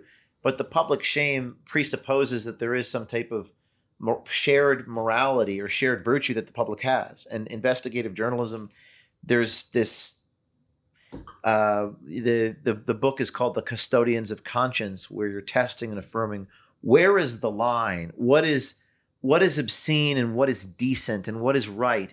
And when you did that video, 98% of people are like, dude, this is wrong. Why do you think this makes O'Keefe look bad? Not against you, but against the publication of the video. People, 98% of people thought. I read thousands of comments. It was very interesting to see the shared morality of people, and perhaps that morality comes from a place where they're like, I don't want that done to me. I don't want to be doxxed. I don't want that. Maybe do you think that's where the outrage came from? Look, I say like it's. I don't want to pull the. It is not case law. People think it is. I'll know obscenity when I see it, but like we all know unfairness when we see it. Unfairness. It was unfair, and it was. I didn't read the book that you just referenced, but I read your book, which I guess referenced it. American Muckrakers. Where like I say, this is why I couldn't be a journalist, because I wouldn't necessarily. This is why I say I couldn't have been. I had to leave the law. I felt bad destroying people, even if they deserved to be destroyed. And so, like, you get into a deposition, you win a case, and I felt that wasn't your intent to destroy anything. Well, justice. Even justice does involve people breaking people, and being a journalist would involve disclosing something that's going to ruin somebody's life, and which is a byproduct of the public's right. I'm not judging you. I'm just saying, like, it would. What's the difference between justice and vengeance? One has to be based on. I want to say it's circular. One has to be based on justice. One has to be based on underlying fairness, and it can. And I guess vengeance is demanding more retribution than what is required, and justice is a question of getting that which is fair and proportionate. Say that again. I say vengeance is going above and beyond what is required under the circumstances. Like not just taking. If you're going to execute someone, you don't need to torture them before.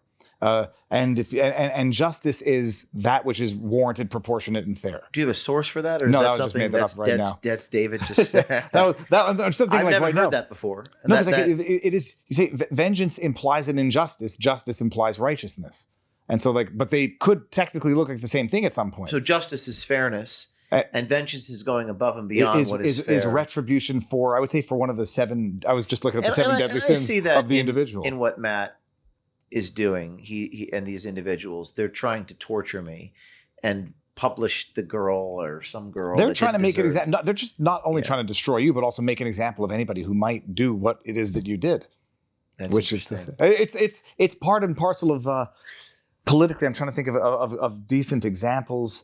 Not just making an example of the individual, but setting an example for any deterring copycats. Other people. Yeah, it was Laura Logan said so poetically that it's like a little paper cut. It's like everyone thought that was ridiculous, but taken in totality, when the system comes at you with little paper cuts or a little scandal, it's not really a scandal, but you know what I mean. In totality, people just kind of go, "Oh, this guy can't have his shit." I've actually heard this said before.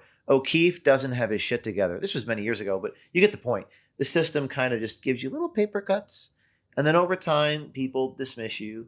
It's one of the things that happens. Let's take like an example of vengeance versus an example of justice. What they did to Michael Flynn, what the system, what the regime did for and Michael he's Flynn. another guest that's going to be on this program. He's an amazing guy.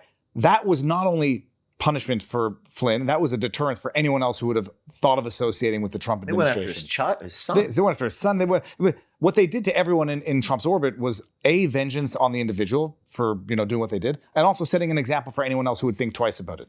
An example where they're going to say that that's what's being done when it's not being done is what Trump is doing on the border, making examples of illegals, though it might seem grotesque to the people who want to house illegal aliens. That's also supposed to serve as a deterrent for anybody else if they're thinking of being or remaining illegal. And so you have the same thing, which could look the same to two different people, but which are different only in that one is predicated on an injustice and the other one is predicated on lawfulness or justice itself. I think it's really important distinction you're citing, and I think it's a distinction that matters in the hearts of men, because if you're desiring to harm, if your intent is to harm, then you may necessarily cross that line of adjudicating the administration of justice or fairness into just trying to hurt someone. And it's going to color, and let me give you a less abstract example. A lot of times when I reach out to someone for comment, and this has happened recently, they'll say, "What outcome do you want, Ms. O'Keefe?" I say, what are you talking? But do you notice how that's the soup that they swim in? Yeah, it's about impugning intentions. What do you? Why are you asking? Well, that? I think it's more than impugning intentions. I think it's like they're trying to negotiate.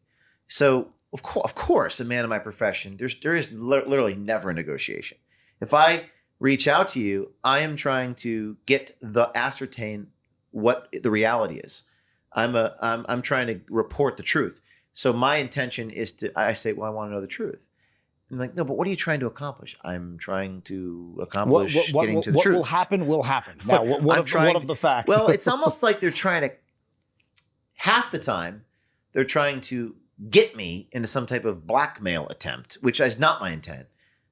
And the other half the time, they just simply they can't fathom that the actual purpose of this exercise is to do a journalism story, because they're not in journalism. They're in business. They're in business. You negotiate. How about we do a little favor? You don't publish your story. I send you some money. I'll get you a sweetheart deal. I'll write a featured we'll piece. Do the It'll Washington, help with donors. What's that line from Tom Clancy's novel? We'll do the Washington two-step. This will never leave the room. And anyway, but in the case of the blackmail, we have the affidavit team. Let's pull it up. We'll end with this. You have been an attorney. I'd like your 2 cents on the affidavit. Every week I talk about this. So let's pull up the redaction in Canada. Oh, do we have it? There it is. This is the affidavit in support of the raid on you. There's 3 pages. Guys, go to page 43, please. Well, at least we know the date when they guys, scroll all the way down to page 43, please. The affidavit's 100 pages, but the probable cause is what we want. Keep going. Pause. It takes audacity to actually submit this to someone. This was after a FOIA request? This is the Federal Rules of Criminal Procedure. When the case is closed, they have to release the affidavit. Also, before you keep scrolling, the Reporters Committee for Freedom of the Press filed amicus, and the ACLU filed amicus in this case, demanding to see the affidavit. Why? Because when you raid a newsroom in the United States of America, the public has a right to know the justification. The justification, probable cause, in my view, outweighs whatever marginal concern the FBI has to protect their sources and methods. That's my view. So they might say, no, we got to protect our sources. Okay, screw you. Whatever right you have to protect your sources is infinitely outweighed by the public needing to know the reason. If you're going to point guns at journalists, we have to know why. So let's go ahead. Can you... when did you get that? We got that March of 2000. No, it's filed February 6, 2025. February. So this is in. Look at this. Look at this, Viva. Oh, this was right before the new administration. No, this is correct. Okay, so A, this is unacceptable. B, I would obviously ask for the unredacted version, but I'm trying to think of Look at page 45. They even behind you. Stop. They even redacted the little footnote above line 48. And then they didn't unredact the footnote on the bottom. This is a clown show. The footnote on the bottom is unredacted, the number, but the little digit, number 18. Based on my training and experience, I remember making fun of this. I have learned, among other things, that cell phones can make and receive calls. Yeah, that's an FBI agent writing that. So that's the extent of... what do you think your theory is here? What's behind these black lines? Confidential informants? What are your thoughts? It's a good... I try to read it and say, what could be under those black lines that if it were revealed would make people laugh and say, no, like, what's the worst that could be under it? I mean, it could be, we have no good reason to believe there's anything here. We're doing this as political reprisals. It was a setup. Ashley Biden left it there on purpose. We know all of this. No, I don't think but we really want to raid James O'Keefe. I'm I'm trying to think of, like, what could be? What could possibly be there? Okay, let me give you an example. Ashley Biden lying to the FBI. Something like let's say Ashley Biden told the FBI something that we know now is not true. But it would be probable cause that you partook in a criminal scheme to get the diary. She allegedly left it at a halfway. Let's just even say she left it there on purpose and she said to the FBI, I'm trying to sabotage my father. And they say, look, she told us she's trying to sabotage her father and that these were complicit in it, but we still reasonably believe that James didn't know this. I mean, therefore, I could see that being the drafting. But you have to assume that whatever's in there would be so damning or so preposterous, outlandish that people would not only lose faith in the criminal justice system, they would realize that it's a criminal justice system. Yeah. And revolt against it and whoever had a part in it. They would lose faith in the system if they saw what was behind I the think black most lines. people would already have lost faith, but they might, beyond losing faith, acquire vitriolic disdain for anyone and everyone involved in the process. Yeah. To the point of maybe being like social fabric tearing stuff. Or it's just, or they had no basis whatsoever. Blacking it all out will lead them to believe. The system is built right now on a house of cards. And if they were to reveal what's behind the proverbial black lines in any of these things, Epstein, it might make the house of cards topple completely down. I think if people understood how government actually worked, they would appreciate. We joke that it's a criminal organization, but you don't actually have the evidence yet. It's sort of like hyperbole. You say, yeah, sure, it's a necessary evil, yada yada. That is laughably stupid. But that there's a footnote in that affidavit that says, in my experience, I know that cell phones are capable of receiving and sending. I mean, are you mentally challenged? Yeah. Is what I would have to suggest to that. But those are the people who administer justice and use those batons of power to destroy people's lives. Yeah, it's like they first of all, Logan said it was like a middle finger. It's like she just thought they were joshing with me to redact all that stuff. But also, it's like, yeah, if they unredact that, then we would know how they machinate. We would know how the machine operates, and further. If they take away those redactions, they would reveal themselves, and their entire raison d'etre is to protect themselves. They need to protect the system, and they can't expose their own corruption. And Tom Fitton, I think you mentioned this before the show, that he has been. I mean, he's in the business of exposing FOIA, and I haven't seen it, but he's been frustrated. He's been expressing frustration with the current administration because it seems that they're maintaining redactions from Biden-era documents on stuff that is, if it were embarrassing to the Biden administration, you'd think they would be willing to show it. Yeah. So then you can draw three conclusions. It's either embarrassing to the current administration, which I think is less likely. It's embarrassing to the entirety of the administration, possible. Or you have someone who's just, they're not doing their jobs, basically. And it takes harassing and haranguing through the legal courses to get them to do their job and unredact this is probably the most likely. You have, I won't say deep state, but you have partisan activist holdouts within the administration that are trying to sabotage the current administration. I think so, but I also think it goes back to what we talked about earlier about human nature, which is people just won't admit that they're wrong. And to take those black lines off those documents, you're going to have people in the government, both right and left, it'll show that they're wrong, and then they'll double down and attack you. And I've seen it in my own life. It's just the humans are not able to practice contrition and apologize. I don't know if it's always been that way. I would say it's definitely. I don't know if it's always been this way. It's definitely gotten worse because now the apologies are, weaponized on a whole new. I think social media has made it worse. Yeah. It used to be most wrongs were done much more privately than they're done now. Correct. And so apologizing, it remains between you and the person on a much more limited scale. Now it's A, tribalistic, and B, reaches millions. And if you apologize, damn well they're going to use that apology against you for the rest of your life. That's what the PV people feared. They fear, well, I can't apologize because if I apologize, then James's army of minions will come after me. It's like, well, that's not my intent. Maybe they will, but do the right thing regardless of whether the minions. Well, everything is through a calculus of how I'm going to be shamed, not just do the. Lost in all of this is any semblance of right and wrong. I've had people tell me, don't apologize because they're just going to use it against you. And I replied, like, I'm not apologizing for them. I'm apologizing for me. Like if I've done something wrong. I think that would make you look better if you've done something wrong. Well, that was the ultimate irony with the guy who I made the false accusation. I apologized publicly and I sent him a DM to apologize privately. And then one day he thought it's the ultimate gotcha to show my private apology. He did? Which I would have loved to have shown. That's strange. It's strange. It's like, oh, great. So you show that I both publicly and privately apologized when I acknowledge I made a mistake. What was the reaction to this? There was people were like, yeah, haha, great own there.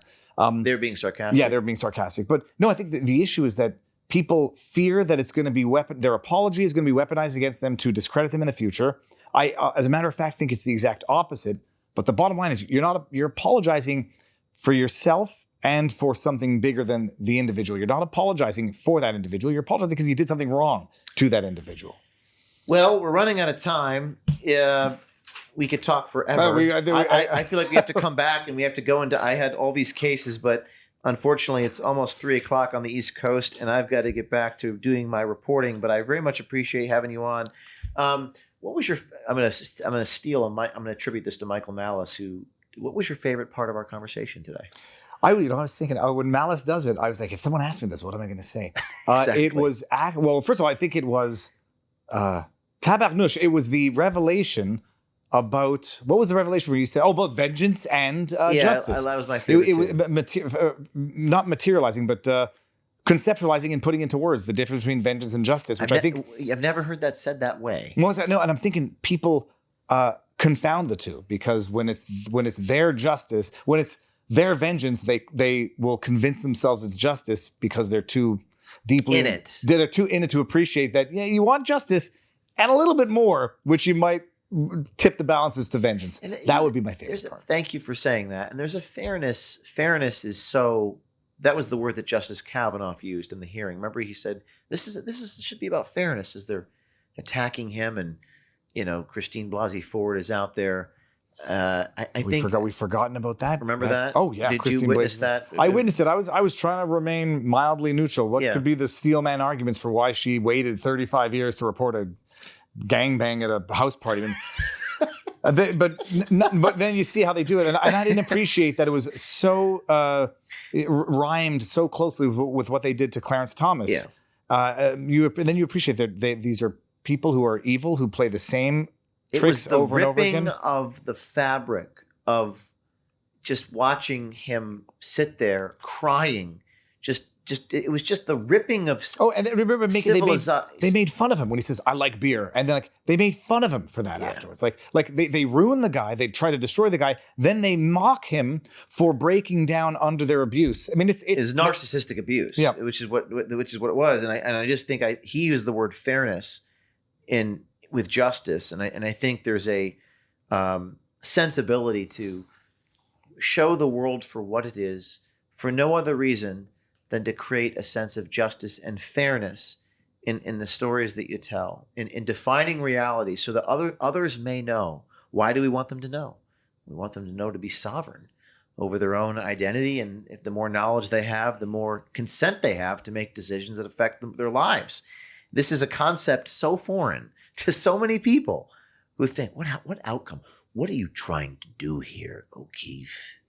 Are you trying to blackmail me? No, but that's a really interesting projection of yours, by the way, because that's the last thing on my mind is to do that. But thank you so much for joining, James. It was fantastic, and thank you for being here. My pleasure. Thank you. What is your price?